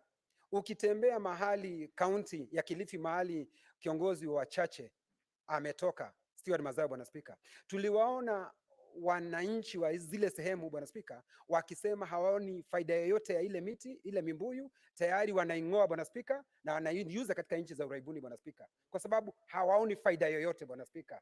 Kwa hivyo sasa, Bwana Spika, sasa sisi vile ambavyo tuna mswada huu ukipita, tungelitaka Bwana Spika, wale ambao wanakuja kutupatia ridhaa ama fidia ya misitu yetu, tujue ni akina nani, Bwana Spika. Tusije tukapata nao watapeli wengine, Bwana Spika, ambao watakuwa hapa wakija, hatujui ni pesa ngapi ambazo zimelipwa, tayari hao wameharibu mazingira yao, Bwana Spika. Alafu wakija hapa, wao ndio watatuambia watanunua hii kaboni kwa pesa ngapi, Bwana Spika. Tunaishi katika hali ya uchochole, Bwana Spika, ila hali miti ni yetu, wao wameharibu mazingira yao, Bwana Spika. Kwa hivyo Bwana Spika, hata ijapokuwa najua tutakuwa na hiki kongamano kubwa hapa wiki ijayo, Bwana Spika, hayo mambo tuyaongee kiwaziwazi. Namshukuru Rais wa Jamhuri ya Kenya Mheshimiwa William Ruto, ameongea kinaga ubaga, ameyasema peupe kimasomaso, na mimi namunga mkono, na mimi na imani ya kwamba haya mambo tukiyafuatilia na tukipitisha huu mswada, watu wetu ambao wana misitu na shule zetu, vijana wametajwa, lakini Bwana Spika, gatuzi zetu zinatajwa katika mswada huu kwa kupitia tu, hakuna jambo ambalo linasemwa kwa kindani, Bwana Spika. Kwa hivyo nashukuru, naunga mkono, Bwana Spika, lakini Bwana Spika, ni vizuri sisi tufuatilie mambo ya fidia kwa kindani, sio tu kwa makaratasi, lakini kusema na kutenda. Nashukuru Bwana Spika. Senator Mwaruma. Asante Mheshimiwa Spika kwa hii fursa umenipa ili kuunga mkono huu mswada ambao unapelekea kubadilisha sheria ya mabadiliko ya tabia nchi wa mwaka 2016 ama Climate Change Act ya 2016. Nashukuru Waziri Senator Soipan Tuya kwa sababu tulipokuwa na yeye mkutano Naivasha wa kamati ya mazingira, aliahidi kuweka sera na sheria za kudhibiti uuzaji wa mkopo wa kaboni ama carbon credits. Nilifikiri kwamba ataleta sheria mpya kabisa, lakini katika hekima yake aliamua kubadilisha ule mswada wa tabia nchi wa 2016 kipengee cha 23 ili kuweka udhibiti wa mabadiliko ya tabia nchi kwa ile sheria. Hakuna mtu, Mheshimiwa Spika, hajaona madhara ya kuharibu mazingira ama madhara ya mabadiliko ya tabia nchi.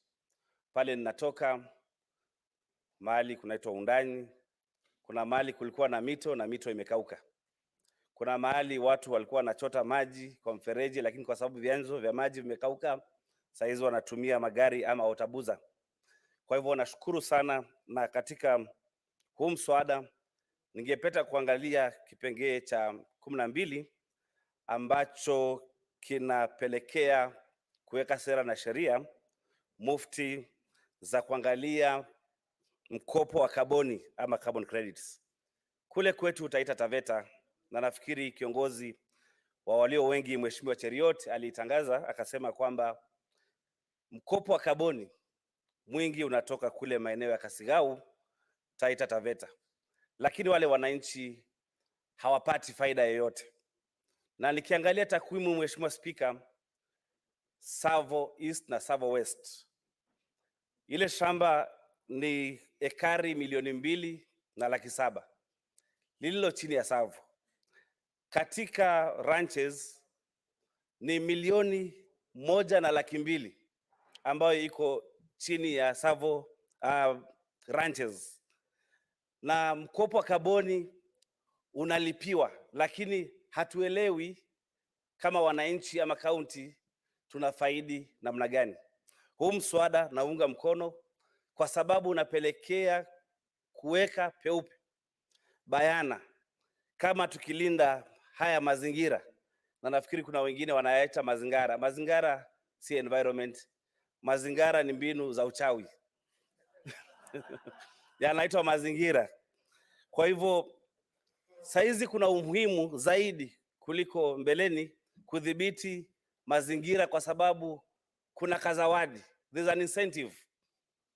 Na tukiangalia, Mheshimiwa Spika, hizi ekari 4,000 kando na kuwa tunafaidi kiutalii, pia kuanzia sasa tukipitisha huu mswada leo, basi tutapata faida kupitia kwa mkopo wa kaboni, Mheshimiwa Spika. Na la mwisho kabisa, serikali za kaunti zimepatiwa kazi katika kutengeneza mipango yao yake ya miaka 5 ama CIDP.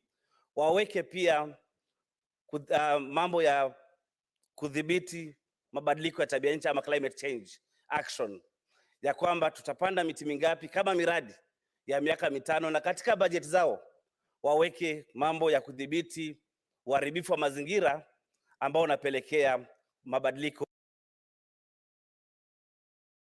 Senator Tabitha Mutenda.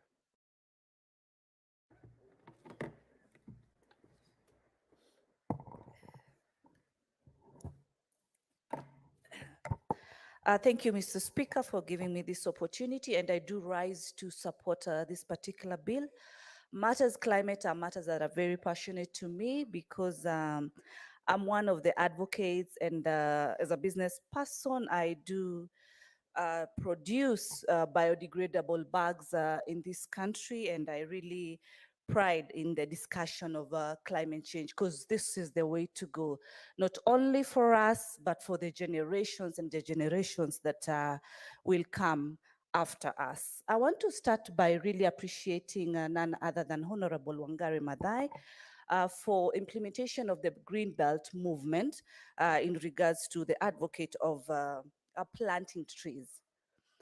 His Excellency, the President, as we speak, is also a champion on climate matters, and he has also advocated for tree planting in these countries through our schools. And I would urge in this discussion of climate change, the schools that are visiting Parliament today, we urge them as they go back to be able to continue and practicing tree planting in their schools and also in their homes, Mr. Speaker.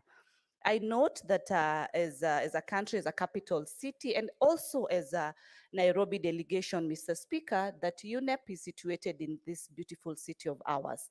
And it is a very positive pride that we are hosting this climate summit at this particular time. It's a great honor. As I also have my bill on agriculture in regards to extension officers, it comes at a very good time that I look forward that when this bill will pass, it's going to be very impactful on matters environment, on matters climate, Mr. Speaker. This is because the officers, the extension officers will be focusing on ensuring that good agricultural practices are put in place, both from a digital place, the technology that is in place, to ensuring that we maximally achieve good practices of agriculture. I've had colleagues mention that it is one thing to plant trees.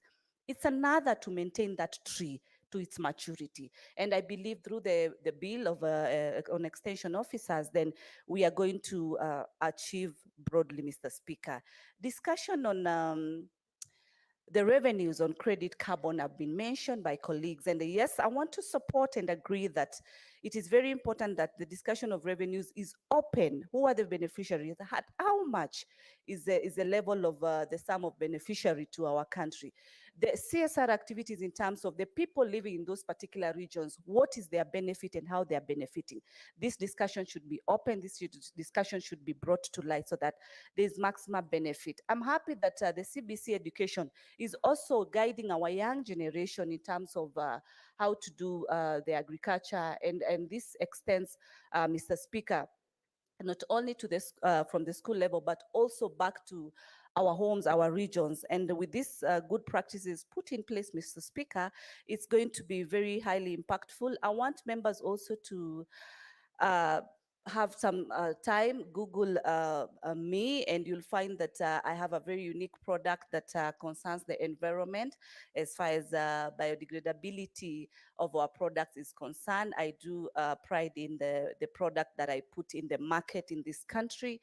It's one of the products that is changing lives, and I'm happy to be in this particular discussion. Thank you, Mr. Speaker. Senator Beatrice.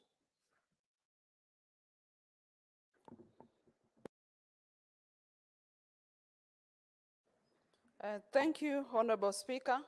Honorable Speaker, as a champion of the SDG in the House, I rise to support the Climate Change Amendment Bill number 42 of 2023. And Honorable Speaker, the SDG 13 is about climate action. Honorable Speaker, this SDG particularly calls for urgent action to combat climate change and its impact. And some of the impacts of climate change, Honorable Speaker, is about floods and drought, which are very common catastrophes that face us in this country, Honorable Speaker. And Honorable Speaker, with floods and drought, we generally end up with poverty and hunger within our country, and of course, conflicts that we generally always deal with in the House, Honorable Speaker. Honorable Speaker, urgent action on climate change is about saving lives and saving livelihoods, and generally about reducing inequalities in the community. Honorable Speaker, I support this bill as it spells out clear benefits that will be accrued by our communities. It spells out in the amendment about the consultations that will be there with our respective counties. And Honorable Speaker, it also spells out an aspect of good governance because we see that there's enhanced work of the climate change directorate that will be operationalized by the amendments that have been brought forward. And Honorable Speaker, as I support this amendment, I also call out on the ministry and the government at large that as the world moves to COP28, that is the Convention on Climate Change, at the end of this year, our country should be well prepared, the council should be well prepared so that we are able to negotiate more for more benefits to this country. And Honorable Speaker, climate change concerns all of us. I also want to allay fears to some members that have contributed here that the amendment bill also spells out a way in which the Cabinet Secretary will be giving a report to Parliament. And of course, it has only been changed from biannually to annually. So there will be a reporting mechanism that the Cabinet Secretary has to Parliament about issues of climate change. Honorable Speaker, I support this amendment. Senator Kathuri.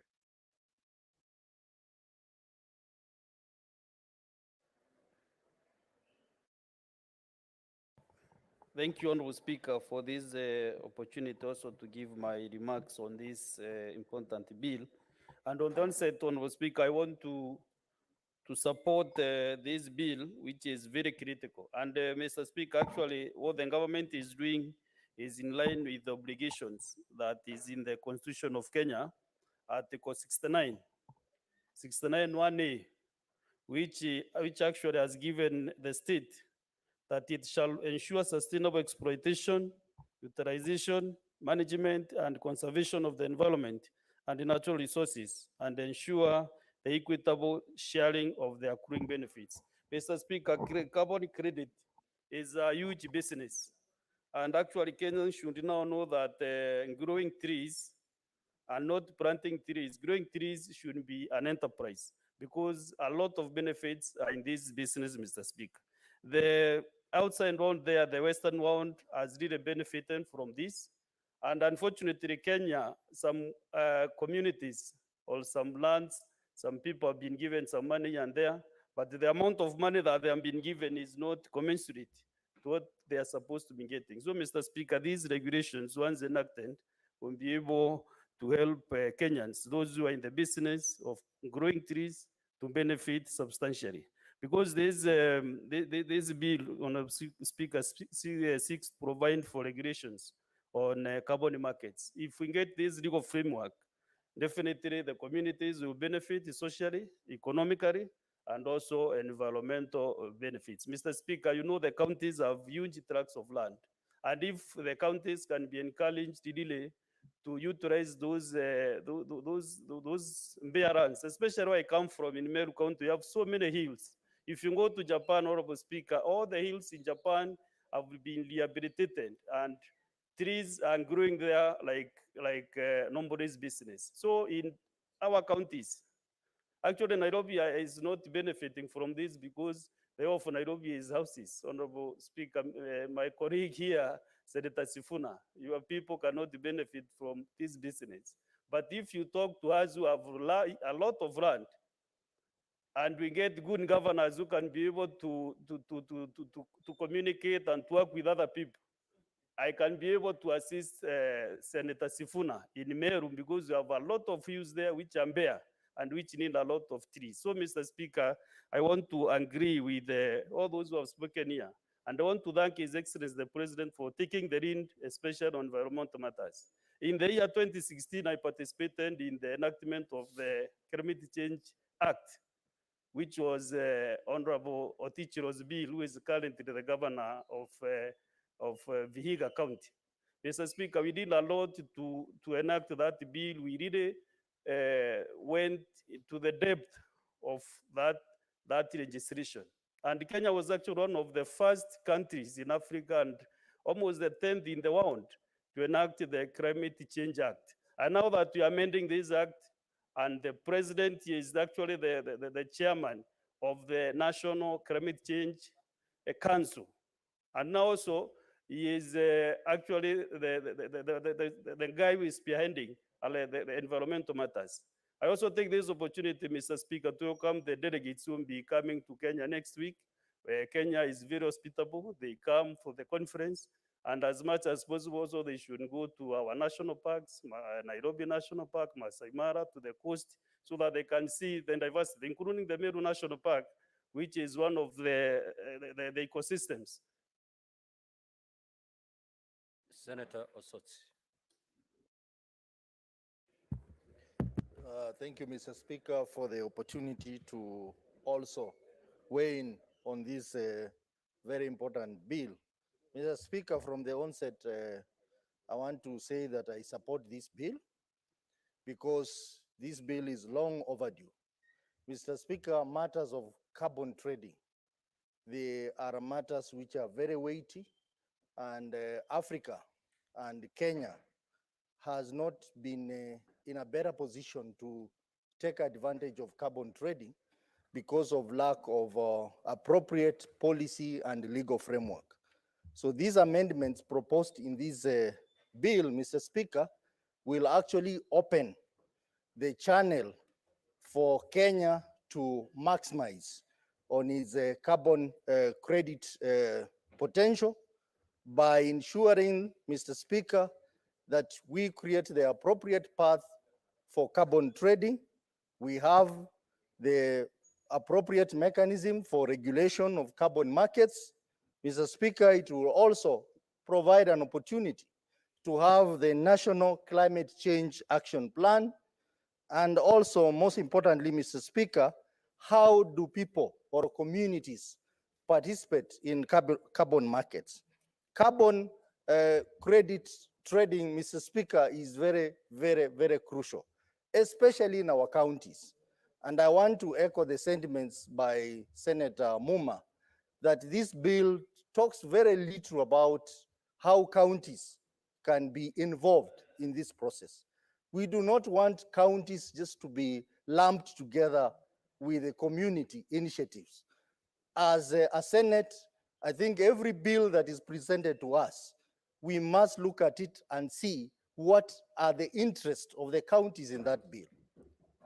That's very important. Mr. Speaker, I represent a county that is one of the top 5 counties in forest cover. And if you look at the top 10 counties with the forest covers, they have one significant characteristic. They are all counties which get the lowest shareable revenue. Mr. Speaker, we have counties like Lamu, which are 44% forest cover, Vihiga 36%, Kirinyaga 30%, Elgeyo Marakwet 30%, Bomet 24%. They have a similar characteristics. And therefore, this bill should provide mechanism for counties to benefit through ONSO's revenue from carbon trading. So I look forward for amendments so that we need to ensure that our counties benefit from these carbon markets and carbon trading. Mr. Speaker, this bill also talks about establishment of the National Carbon Registry, where all data, all documents in relation to carbon trading will be stored. I think this is very critical because one of the things that has been lacking is, Mr. Speaker, the issue of awareness, the issue of information dissemination on how carbon trading is going to be done in this country. Mr. Speaker, even as we talk about carbon trading, let us also talk about our policies that promote climate change. Mr. Speaker, I was impressed when the national government announced that they were going to plant I don't know how many billions of trees. Mr. Speaker, that was progressive. But again, Mr. Speaker, that policy was Senator Boni. Thank you, Mr. Speaker. Mr. Speaker, I missed the House. I was away for 1 week when the president was visiting my county, and I followed you online. I want to congratulate you for the good work. Mr. Speaker, I want to extend my congratulations to the governor of Vihiga, His Excellency Otichilo, for his forwardness in legislation when he came up with this bill, and we joined the National Assembly as the Senate and agreed with them. The amendments that have been proposed are, as Senator Mutua said, long overdue. My take is as follows, Mr. Speaker. That I remember many, many years ago, when I was at Malinya Primary School, we were taught basic science. We were told human beings breathe out carbon dioxide and the trees breathe out oxygen. Then the human beings take in the oxygen from the trees and the trees take in the carbon dioxide from human beings.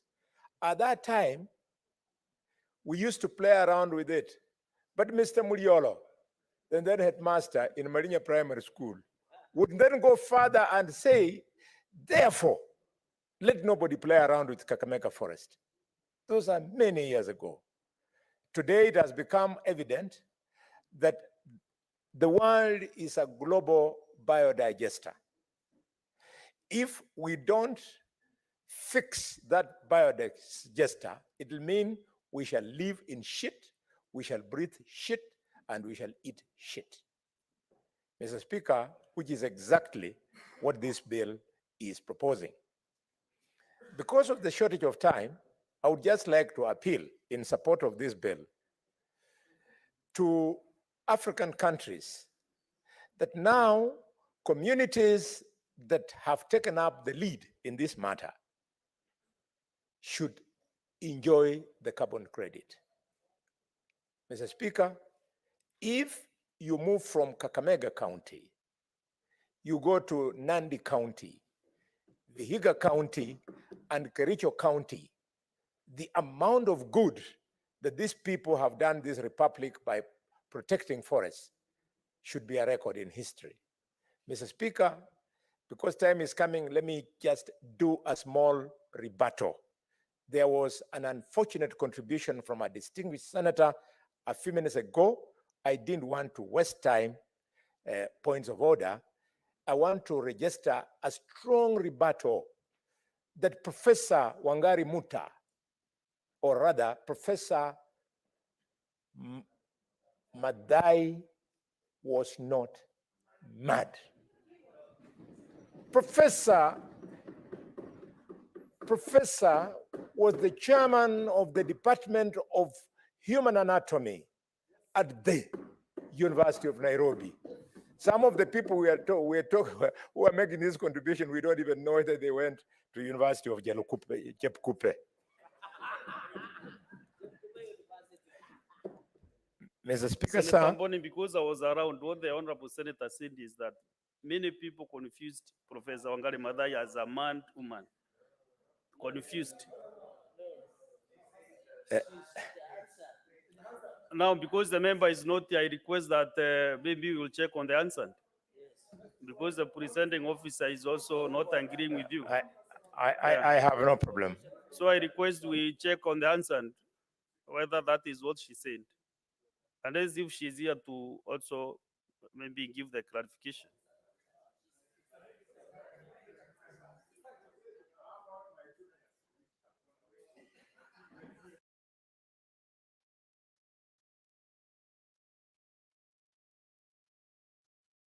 That a second. Thank you, Mr. Speaker. African heads of state will come to this country to seek common rules to tap into the carbon market.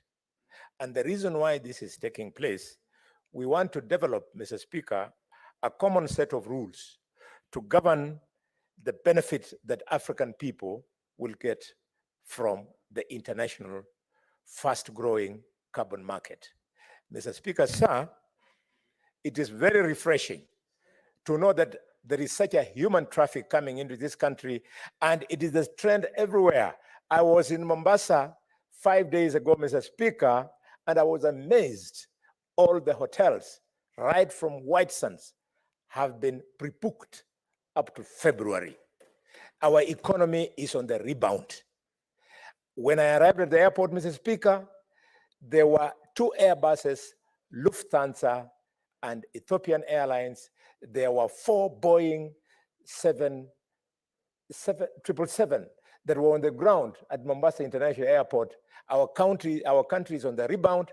Members of this Senate, we should be on the front in advocating positive change to the image of the conglomerate called the Republic of Kenya. I support. Thank you, Dr. Boni. Senator Siengo Karunda Beth.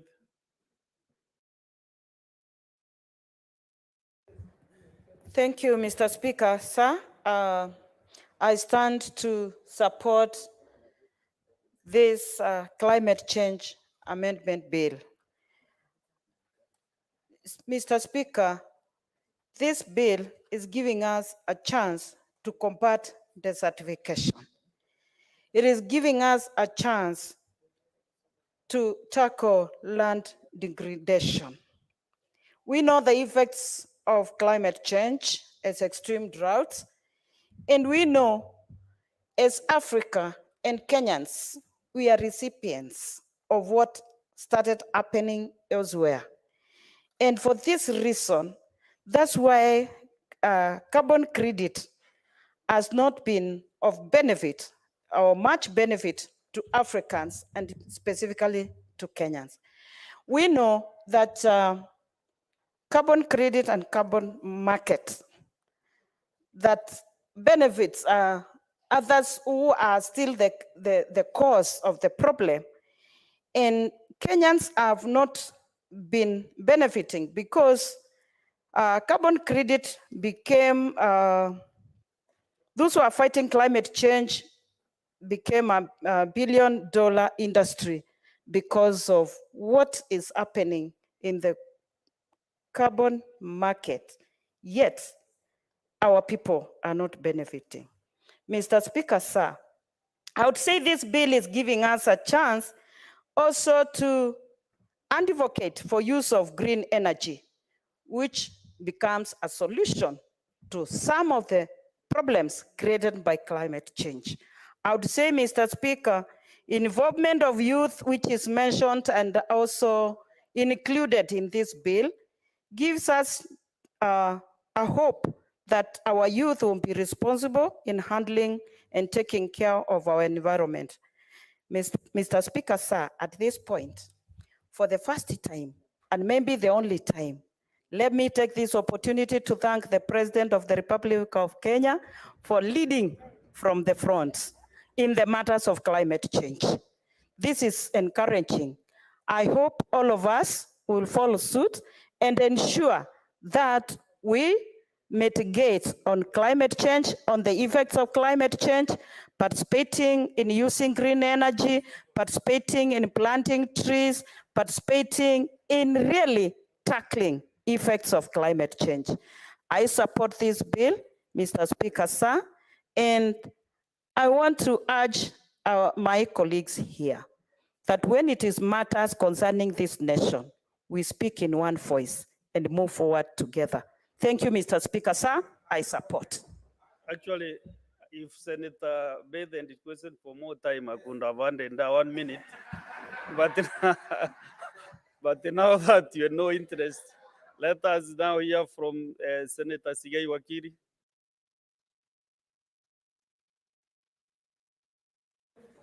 I thank you, Mr. Speaker, and I also rise to support the amendment to the climate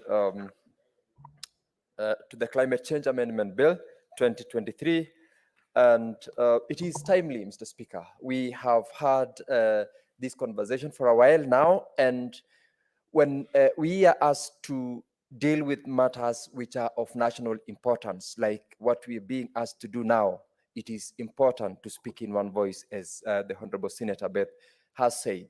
Mr. Speaker, sir, in terms of the provisions of this particular bill, I dare say that the devil is in the details. There is so much that we ought to deal with and discuss in this particular amendment bill, but because of time, I know we will be very limited, and we will be brushing through a number of those provisions, which in terms of the finesse in details and also the provision, it would have been very important that we deal with it. Mr. Speaker, 5 minutes is not sufficient enough to deal with this. I am aware I'm losing much of my time in this case. Let me go straight to the proposals which I think are very key and important, which I also must support in terms of the provisions of Clause 4. That is seeking to amend Section 6 of the Principal Act, Mr. Speaker, the introduction of the county governments, the national, and also the public and relevant stakeholders in terms of policy making and involvement is very, very key. This provision is forward-looking because when you look at the previous provision that was missing, and this is an improvement in the provisions of the law. Mr. Speaker, the provision of Section 7, which is being amended by Clause 5, and more importantly, in inclusion of the youth, is a vote of confidence in the role that the young generation plays. Statistics, Mr. Speaker, provides that 75% of the population of this country comprise people under the age of 35. And this is a confirmation that the president and his team applauds the role that the youth plays. And in this case, Mr. Speaker, it is important that when we are told to grow trees, a large percentage of the people who are involved in that assignment are the generation that is below the age bracket, and their inclusion in this particular amendment is long overdue, is very key, and I support to that particular extent. Mr. Speaker, the introduction of the requirement to have the cabinet secretary report to Parliament biannually, that's by the provision of clause 6, seeking to amend section 8, in this case, is the only amendment that I would have had and wished that we retain the previous provision that required the cabinet secretary to report twice a year to Parliament in terms of the policy, in terms of the status of implementation of such proposals made, in terms of additional responses that might be required of a country to deal with in matters climate change, and also in terms of progress of implementation of both national and international mandates the government is giving. This amendment is reducing that reporting mechanism to once per year instead of twice per year. I believe, Mr. Speaker, there must have been a reason behind it, which reason I would say, if opportunity would be availed, we would rather retain the provision of the Act, as it were, for purposes of achieving the mandate that we expect.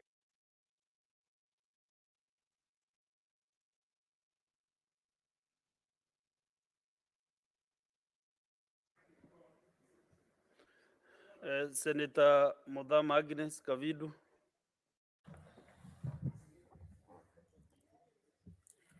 Thank you, Mr. Speaker, for this opportunity to support this amendment of this bill of climate change. Mr. Speaker, this is a very, very timely bill because many of our farmers and many of our people in our counties have, Mr. Speaker, can I be heard in silence, please, Mr. Speaker? Mr. Speaker, that side, a lot of noise is coming. can I be heard? Honorable Senators. Thank you. Thank you, Mr. Speaker. It's not the noise, Senator Kavindu. They are consulting, but they should consult in a low tone. Thank you. Honorable Thank you, Mr. Senators, Speaker. Don't make noise. Thank you. I'm saying this is a very timely bill, amendment for climate change, because where we are heading as a global world is not a very good place. And so, Mr. Speaker, as I raise to support it, I want to raise some issues in my county, which we have a lot of farmers who have planted a lot of coffee and oranges and mangoes. And Mr. Speaker, I believe that these trees also produce a lot of carbon, and that is why we should fully involve the counties so that the counties will also supervise what their farmers are doing in their farms and make sure that they benefit from the carbon credit. Because as they benefit from harvesting the coffee and mangoes and oranges, they should also benefit from carbon credit. Mr. Speaker, many organizations are benefiting from carbon credit marketing in Kenya, while Kenyans are not. And this is a very timely bill because it will put up the structures for these people to trade officially and for our locals to benefit. Mr. Speaker, climate change should be included as one of the key variables in computing the shareable revenue for counties to encourage counties to participate effectively in climate change. And I would also request, like the rest of us, that youth will be fully involved in planting of the trees. And also the forests that are in the counties must benefit in this carbon credit marketing so that we can have on-source revenues from the counties to support our people. Mr. Speaker, I support and I thank you. Senator Kisang William. Thank you, Honorable Speaker. Honorable Speaker, as we welcome the rest of Africa and the world next week to Nairobi, Honorable Speaker, it would have been sad to welcome them to Nairobi and will not have passed this particular law, Honorable Speaker. Honorable Speaker, you remember 2016 is when Honorable Chila came up with the law. We debated, it came to Senate and it was passed. And you know, just like technology, Honorable Speaker, climate is dynamic like technology. So we should be amending the law every year, or even every 6 months. I know some of my colleagues have said the time was very short, there was no public participation, and we have not considered well how the counties are going to benefit. I want to report to honorable members that the law is very clear. Within 6 months, we can come back to the House, bring the same law, do amendments, and we ensure that our counties benefit adequately from this particular law, especially on the carbon credit issues, Honorable Speaker. Honorable Speaker, Elgeyo Marakwet County, as Honorable Sotsa has said, Elgeyo Marakwet, like the small counties, we have actually conserved the forest. All of them are above 30%. And we need to find a way where these particular counties will benefit more to increase their own source revenue, including actually, Honorable Speaker, your county, Meru, the percentage of forest cover is above 30%. You should be getting a say several billions, maybe 2, 3, 4 billion from carbon credit. I don't even know, even as Elgeyo Marakwet County, we don't know the beneficiaries of carbon credit from Elgeyo Marakwet County, from the 30% that we have forest cover. I don't know what happened. A few years ago, we used to be around 38%. So I don't know what could have happened to reduce that percentage from that 8 to around 30%. But we are doing a lot of engagement now to ensure we plant more trees, especially in our schools, to ensure we reach the 15 billion that our dear president has told us that we need to increase the forest cover so that at least we can make more money. Honorable Speaker, you know, the Rift Valley lakes, Lake Naivasha, Lake Nakuru, Lake Baringo, have, because of the changes in the global warming, they have increased in size. People have suffered. These are things that are reality, Honorable Speaker. We need to be serious. We need to focus. We need to conserve our forests. We need to plant more trees along the escarpments, like Elgeyo Marakwet County escarpment. We need to encourage our people to stop planting maize or finger millet and plant trees, because in the past they didn't know that you can make money from the forest. Now it is a reality. The regulations that have been put in this law are very important so that our people benefit from the conservation they are doing.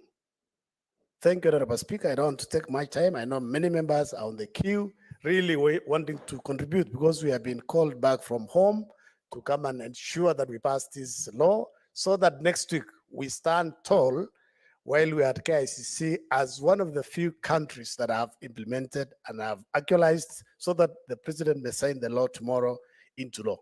Thank you, Honorable Speaker. Thank you, Senator Shakil Abdallah.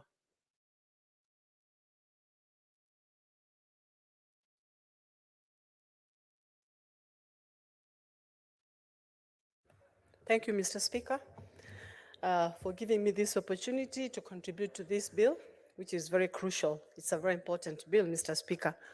Mr. Speaker, as we are aware, climate change is real. And this is the long-term shift of temperatures, whereby increase of rainfalls, which leads to floods, and decrease of rain in summer, which leads to droughts. Mr. Speaker, we know the causes of this climate change. It's because of the cutting of the trees, over constructions, which has been the real thing now. All the trees are going down or putting up big buildings, and again, forest fires. All these are the causes of the climate change, Mr. Speaker. Mr. Speaker, the most crucial thing here is that as we pass this bill and we want to change our environment and improve the climate change, we need also to avoid the projects which contribute to destroying of our environment. Like for instance, Mr. Speaker, there was a coal project which was coming to Lamu. If we had not gone to court and do the andamanos, as which is our constitutional right, today we would be suffering with the carbon and all these environmental destroying projects. So as much as we pass this bill, the government also needs to be aware to reduce and avoid all the projects which are destroying our environment. Mr. Speaker, climate change is real, and the people of Kenya, they need to be educated. The importance of climate change and maintaining our environment. Mr. Speaker, when you go to Europe, when you litter the road or anything, you're fined, because people have really managed their environment. They are taking care of the environment. But you realize here in our country, people, they litter all over, they don't care. They throw rubbish anywhere. And that is one way whereby is contributing to these droughts, all sorts of disease and everything. So we need to take the opportunity. In as much as we put these bills, they would be good in books if we don't educate our people on the importance of maintaining our environments and the importance of the climate change, for them to realize that the climate change is real and we need to take care of our environment. Mr. Speaker, with those few remarks, I support the bill, and I hope it will also help this country to change the way we are looking at climate change and the way we are taking care of our environment. Thank you, Mr. Speaker. Senator Sheikh Mariam.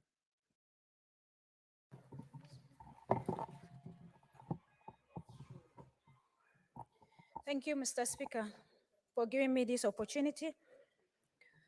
Mr. Speaker, climate change is a global crisis. To overcome this, we thank and congratulate our President, Dr. William Ruto, for taking front line for this initiative. Mr. Speaker, climate change is a collective responsibility for all sectors in the government. That's why our president is a front line for this initiative. Mr. Speaker, responsibilities for climate change is collective responsibilities for all government sectors, like education, because during droughts, education sectors affect health. There is also, during flood, there is waterborne diseases, which is a sector of health. During flood also, there is a transport system, which is transport ministry, which is affected also. Agriculture is also affected, and also nowadays there is what you call carbon trading, which is under also trade sector. Mr. Speaker, the bills come at the right time for our country to benefit this business called carbon market. Mr. Speaker, the benefits of this bill, the specific objective of this bill is to legislate on carbon rights, carbon markets and trading, qualification of investors in carbon business, project requirements, and inclusive environmental and social impact assessment, so as to enable the high quality trading of emission reduction. Mr. Speaker, the benefit of this bill is to support our country to comply with Paris Agreement. It will also help in investment in carbon projects. it actually also add revenue streams for sustainable development. Mr. Speaker, also it also help in global training in interest in the forest carbon assets. Mr. Speaker, for this bill, I support, and it comes at the right time when Kenya having a summit. Mr. Speaker, our president, Dr. William Ruto, I congratulate him for that, taking these initiatives and become a front line on climate change, planting 15 billion.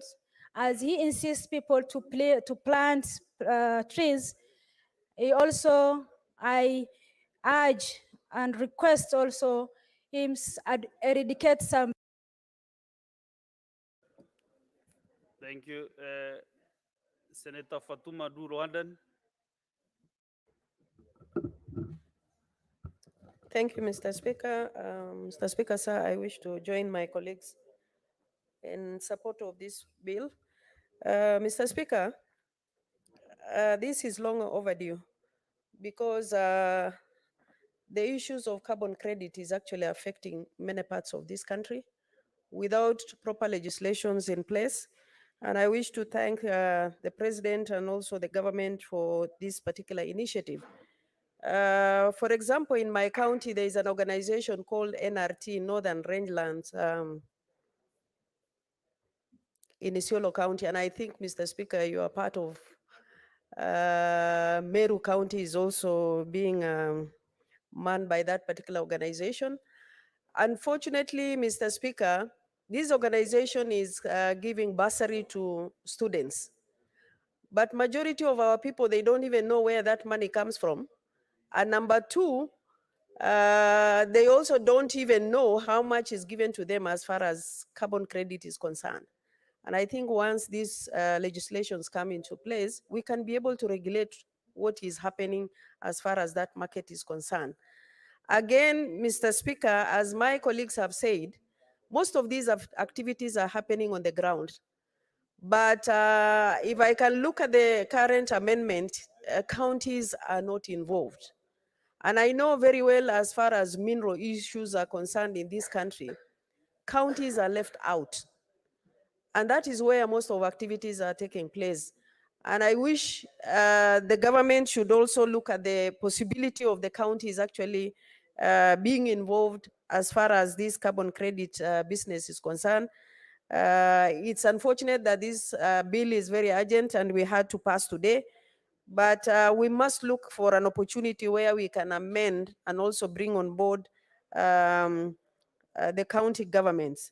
Mr. Speaker, finally, the aspect of enforcement is also very important so that those who are actually involved, once they are violating the right of the citizen, they can be actually taken to court, or members of public should be able to enforce on their right.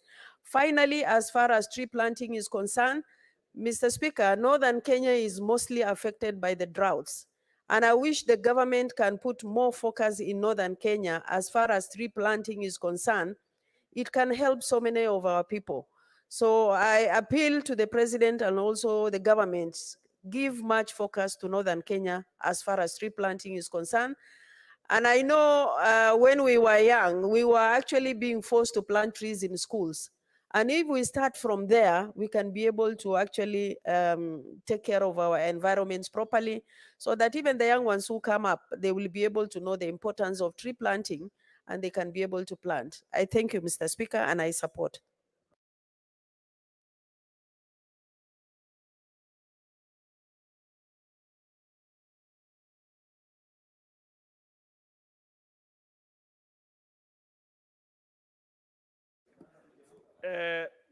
Yes, what is your point of order, Senator Kenyu?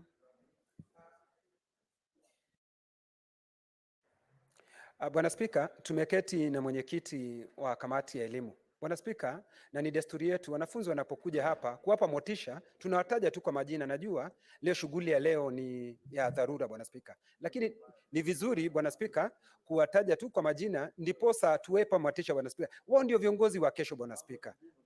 Bwana Spika, nasikia watu wengi wakiongea Bwana Spika wakisema mambo ni ngumu, lakini Bwana Spika, hawa ni viongozi wa kesho, tuwape motisha. Asante Bwana Spika.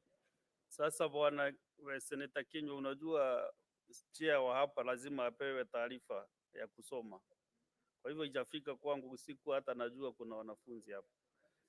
Kwa hivyo kama kuna wanafunzi basi tumewakaribisha sana katika Senate ya Kenya. Nikiwa speaker tumewakaribisha. Asante. Let us have Senator Abbas Sheikh. Thank you, Honorable Speaker. Honorable Speaker, I want to join also my colleagues to support the amendment bill. Honorable Speaker, as you are aware, climate change actually is with us and it's actually a reality. And climate change has really impacted vastly on the pastoralists and the northern Kenyan part of this country. And therefore, you know, these days there's frequent drought, there's unreliable rainfall patterns as a result of the climate change. I therefore want to tell the bill is only talking about paying carbon credit to those who have the trees. I think for those of us who have no trees, we should be paid money from the carbon credit, and then so that they can be. Just a minute, Senator Abbas. What is your point of order, Senator Karungo? Thank you very much, Mr. Speaker. It was not my wish to interrupt the Honorable Senator when he's contributing, but I'm just a little bit concerned, and I would want to have your clarification. I think for transparency purposes, we require a projection of what you're looking at on our screens. Because I remember I came here very early, Mr. Speaker, and I've been pressing my button. It has been on since. I've seen some senators walk in, then they're given an opportunity. And I ask myself, I mean, as a senator of Kiambu, am I not allowed to contribute to this important matter, Mr. Speaker? We would want the projection. We would want the projection of what you're looking at so that everybody will be knowing who is coming next, Mr. Speaker. Otherwise, I've realized there is a pattern, and you ask me, I can bring that pattern of who starts, who goes next, and who goes last, Mr. Speaker. Senator Karungo, from my screen, you are second last. You are ninth on the screen. Remember, you approached me and you told me that there's a time that you are removed from the system. Yes, when they invited you to speak, Mr. Speaker, So, as I was Senator trying to Kaduri, see they how I pressed could- my button. Senator Kadangwa, just have your seat. You know, you approached the chair that you are removed from the system when another member was given the opportunity to speak. Honorable Speaker, let me continue. I think it's because of time. Just a minute. Just a minute. Now, Senator Karongo, you know, I was trying out to manage you, but now you know you are busting the bubble. So maybe on the horses, there will be some minutes. Maybe you'll get some chance to speak. Can you proceed and conclude, Senator? Let me conclude my 3 minutes. Honorable Speaker, I think Honorable Speaker, as I said, Senator Baz, you know, Senator Baz wants to give some very key issues affecting his region. and, yes, very important ones actually.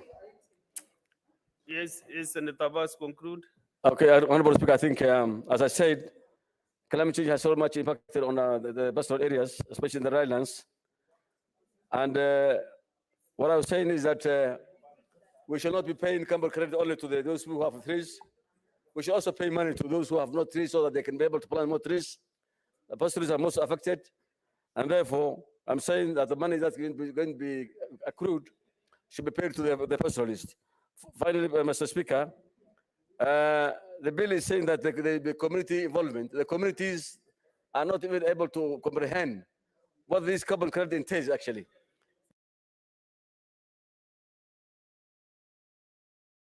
What is your point of order, Senator Veronica Maina?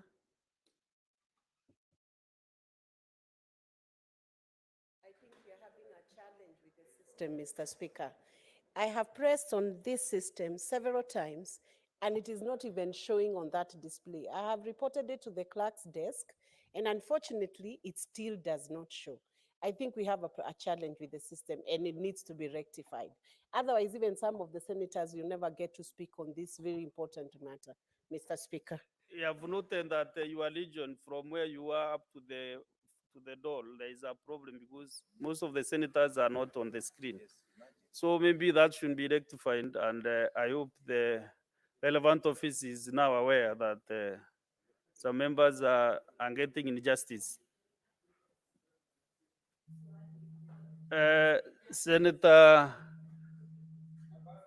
no. No,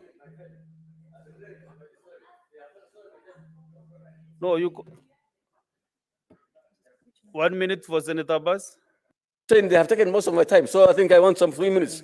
Honorable Speaker, saying that what we need is actually the carbon credit payment should be done also equally for the dryland areas, so they can be able to plant more trees.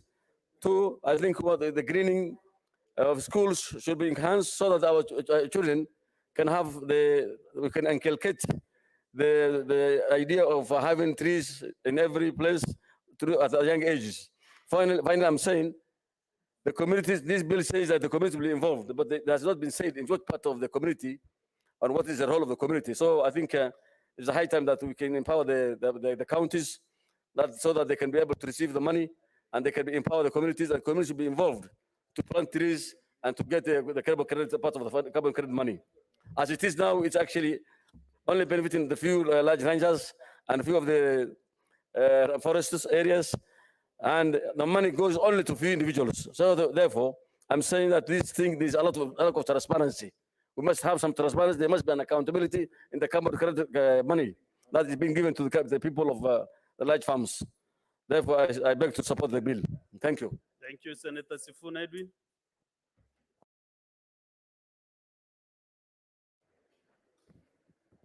Thank you, Mr. Speaker. I would rather be discussing the broader issues about the equitable contribution of the African continent to this question of climate change. I believe that we as African states are getting the short end of the climate action because, Mr. Speaker, statistics show that we are only contributing about 4% of global emissions, and yet we are the ones suffering the brunt of climate change. Mr. Speaker, we've just come out of the longest drought in 40 years as a country in Kenya. And although we would want to have that broad-based conversation about equitable global climate financing, we are stuck here with a very minor factor of climate change, which is the question of carbon trading. Mr. Speaker, also allow me to dissuade you from the notion that you made that time you were contributing as a senator for the great county of Meru.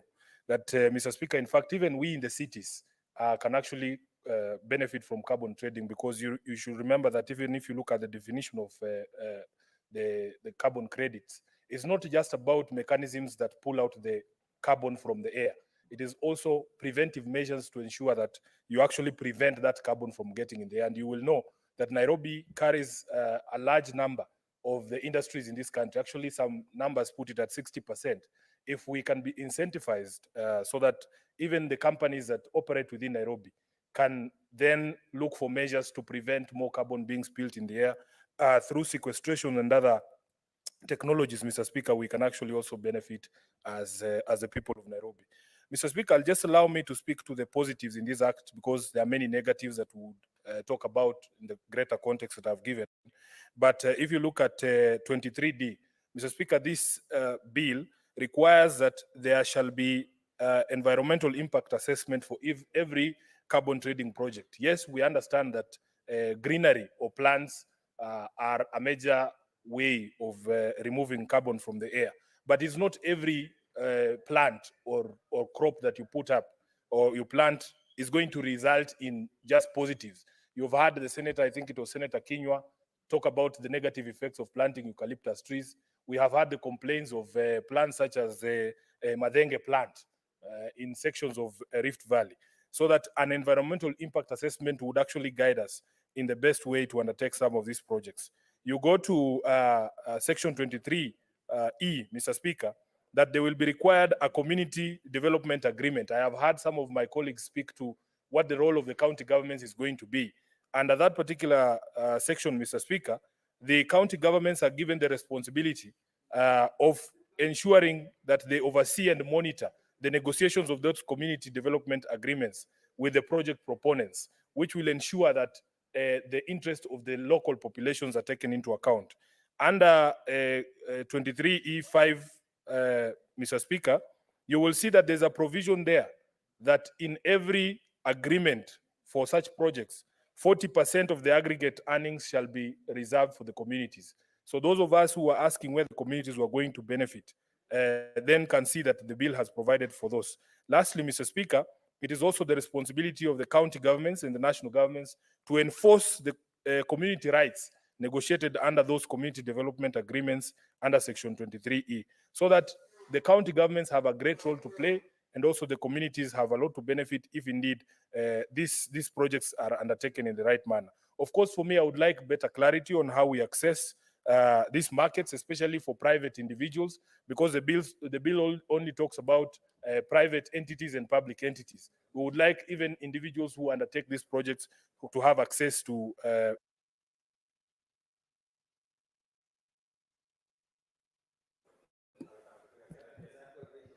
Senator Tobiko Pelis.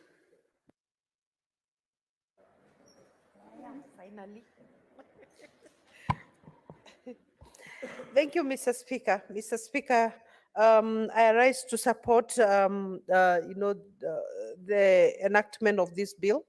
Mr. Speaker, I think we cannot overemphasize the importance of, a bill that redeems our situation in terms of climate, because we have suffered a lot, harsh climatic conditions and changes that have become so irregular and unpredictable, Mr. Speaker.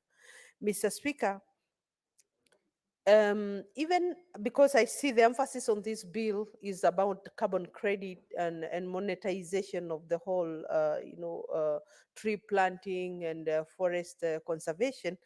Even as we do that, Mr. Speaker, I would say that it's very important that we have our forests, we have our clean environment, uh, and if having economic value out of it is possible, then that's good. But it must not be the overriding factor, Mr. Speaker. We must still, have our environment, whether we are having money from somewhere or not. We owe it to ourselves, we owe it to generations to come, Mr. Speaker. We must keep our environment, sustainable, Mr. Speaker. Mr. Speaker, in the counties that have, pastoralist counties that have faced a lot of very prolonged droughts, Mr. Speaker, I can assure you we have seen the harshest part of climate change, Mr. Speaker. Mr. Speaker, I have had a chance to compare of late, when we were in Wasinkishu the other day, and compare Wasinkishu and Kajiado and the other counties, Mr. Speaker. These people live in more like in Garden of Eden, Mr. Speaker. Whereas we live in environments that are terribly harsh, Mr. Speaker. We are trying. I bought some land somewhere in Kajiado and there were no trees, there was nothing. I've been trying to plant trees. I was hoping that one day I will have birds in the place, and today I'm happy that in the morning it's the birds that are waking me up. I was hoping to see butterflies that we used to see when we were very young. Now I am seeing a bit of butterflies in the area. And so I think we can redeem our environment, Mr. Speaker, if we put effort. Actually, when we were young, when we were in primary schools, we used to have what was called the 4K clubs, Mr. Speaker, which was, teaching us about agriculture, about environment and all that. I think we should go back to that, Mr. Speaker. But what hurts me most, Mr. Speaker, in terms of what we are losing. Before we talk of what we will plant now, let's talk about conserving what we have, Mr. Speaker. I see a lot of charcoal burning still in places like Kajiado, you know, where we shouldn't have any charcoal burning right now because we are creating a desert, Mr. Speaker. Mr. Speaker, it is very sad. Every time I meet a border carrying, you know, the 10 sacks of charcoal, it hurts me so much, Mr. Speaker. I think there must be a way for us to address and to conserve, particularly the indigenous trees, Mr. Speaker, because it takes so many years for these trees to grow, Mr. Speaker. Senator Mudigi. Asante Bwana Spika kwa kunipa ruhusa niweze kuchangia mambo ya mazingira na upandaji wa miti. Yangu tu ni kusema ni asante kwa sababu tuko na serikali ambaye rais anajali mambo ya mazingira, kwa sababu nataka kuambia watu wakati wa zamani, wakati hakukuwa nakatwa miti, hakukuwa na usomaji mwingi sana wa mambo ya makaa, tulikuwa naona mvua ilikuwa inanyesha kwa kipindi ya miezi 3 na watu wapata chakula, watu wapata maji, na pia mito nyingi ilikuwa na mchanga na hakukuwa na sinda. Sasa naunga mkono na ninaomba pia serikali pia iweze kuwa na upendo wa watu, kwa sababu kuna mambo inafaa itimishwe, kama ni mambo ya kila county, mambo ya maji, mboo na water pan na damu nyingi. Hata tukipanda hizo miti, kama hakuna hizo vitu zote, itakuwa ni kazi ya bure. Ingine nachangia ni kusema kama county, kama Embu County, tunaunga mkono kwa sababu tunajua miti itatusaidia, tutapata kilimo bora na mambo itakuwa mazuri. Pia naomba pia serikali isaidie kule vijijini, kuna vikundi na wenye na vijana ambaye wako na miti nyingi sana na wanalia, na serikali naye inasema mpaka haina mbegu. Kwa hivyo naomba tu serikali isaidie zile vikundi na vijana wa kule vijijini waweze kununua hiyo miti, ndio tuweze kupanda hiyo miti na ndio tuwe na mambo mazuri. Na tukifanya hiyo kazi yote tutapata mvua na mambo mengi itafanyika. Pia naunga mkono hiyo maneno, na ninaomba pia mambo ya magari inatoa moshi nyingi sana, pia serikali weke maanane ndio hiyo magari iweze kufanywa investigation na iweze kuwa tutakaa vizuri. Nikimalizia naunga hiyo mkono, na ninaomba kwa sababu sasa mambo ya walio wengi na walio wadogo tunaendelea kusemezana, naomba siku ile tusione wale walio wachache wakipeana masufuria, itakuwa ni aibu isiyo kwa kichwa. Hiyo ingine naomba, hata katibu mkuu ameondoka, mambo ya mawe isiyo kwa mifuko, kwa sababu tunajua wageni ni baraka, tuweze kutembea pamoja. Kwa hiyo namuomba nyinyi walio wachache, siku hiyo mkikuja na mawe pale nje mtakuta umbwa kali. Kwa hiyo naunga mkono. Asante Bwana Spika. Senator Aminda Kibono. Thank you, Mr. Speaker.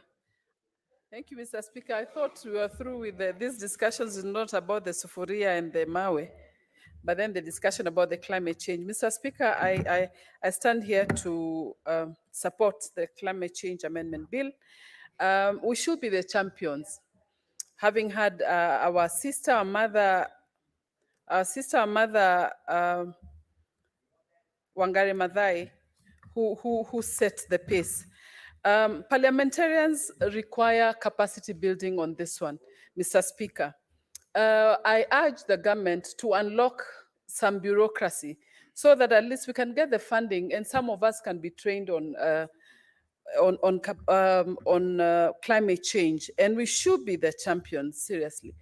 The carbon credits have been discussed at length, and yes, we need to benefit from that. Other countries, the West, are benefiting from our own countries with the carbon credits, so why wouldn't we do that? And we should more or less have, in exchange of, should I say, barter trade, and get many other benefits. They should improve our roads, the infrastructure, and many other many other projects, I mean, out of carbon credits. So we need to benefit out of it. Mr. Speaker, I feel strongly that we should also discuss about the restoration and conservation of lands, Westlands restoration, and policies also. We are not discussing, in fact, regarding the land restoration, we are talking about the climate change, but how do we restore the land? Mr. Speaker, I just came from Germany and I saw I went through some training on land restoration, and I thought it's one of a kind, and seriously, it wouldn't be just about planting trees and avocados, but then there are many other ways of restoring land. And also afforestation and reforestation also, Mr. Speaker. We need initiatives. We need to discuss on the policies of the same. We need to improve on our biodiversity and prevent soil erosion, Mr. Speaker. So there are many issues. I'm really looking forward for this summit, Mr. Speaker, and the climate change amendment bill has come timely. Mr. Speaker, I support. Senator Veronica Maina. Thank you, Mr. Speaker, for this opportunity to contribute to this important amendment, the Climate Change Amendment Bill 2023. And first of all, let me take this opportunity on behalf of the Senate and everyone else in Parliament to welcome all the delegates who will be coming to Nairobi to attend this very important conference. We are not expecting an ordinary engagement, Mr. Speaker. This is about livelihoods that have been challenged in Africa by the devastating effects of the climate change. And we are hoping that, Mr. Speaker, this is one conference that is going to go beyond the paperwork, beyond just discussions in boardrooms, Mr. Speaker, but one that will bring change to Africa in terms of carbon markets and carbon credits, Mr. Speaker. The discussion that is here, the debate that is here today on this bill, the bill itself offers practical legal framework and pathway to carbonization, Mr. Speaker, and it offers a roadmap towards a reduction of the flow of the heat-trapping greenhouses and gases that are being emitted into the atmosphere, Mr. Speaker. And Mr. Speaker, we believe that this framework that is being offered here will encourage or create an environment that goes towards involving everybody and giving a roadmap for involvement of the citizens towards how they can reduce emissions from sources like power plants, factories, cars, emissions from cars and other such sources that have caused quite a bit of a risk when it comes to the emission of carbon dioxide to the atmosphere, Mr. Speaker. The adaptation by everyone will be important and will be needed, coupled by a change of lifestyle. For instance, the horror of food insecurity, unfortunately, is connected to these emissions, Mr. Speaker, and it will need to be seriously mitigated by taking certain steps which sometimes could just be very easy to take.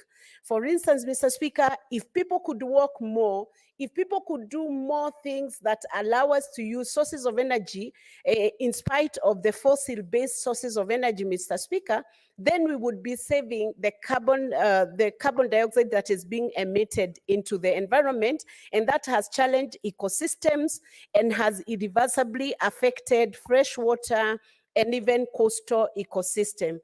Mr. Speaker, we need, and I hope that the Ministry of Education is listening to this debate today, Mr. Speaker, because, for instance, as we await to engage in the conference, the climate change conference that is coming next week, Mr. Speaker, we would hope that the schools would take a moment to teach the students something about the carbon credits, take them through a section 2 of the climate change amendment bill that gives exhaustive description of what carbon budget is, what carbon credits are, what is carbon market, what are the carbon projects, Mr. Speaker. And because I know, Mr. Speaker, that we have delegates coming from countries that emit carbon, who have high emissions of carbon, the carbon dioxide into the atmosphere, Mr. Speaker, I would hope that they will take up projects before the end of next week so that we can have realistic gains and realistic engagement with countries that have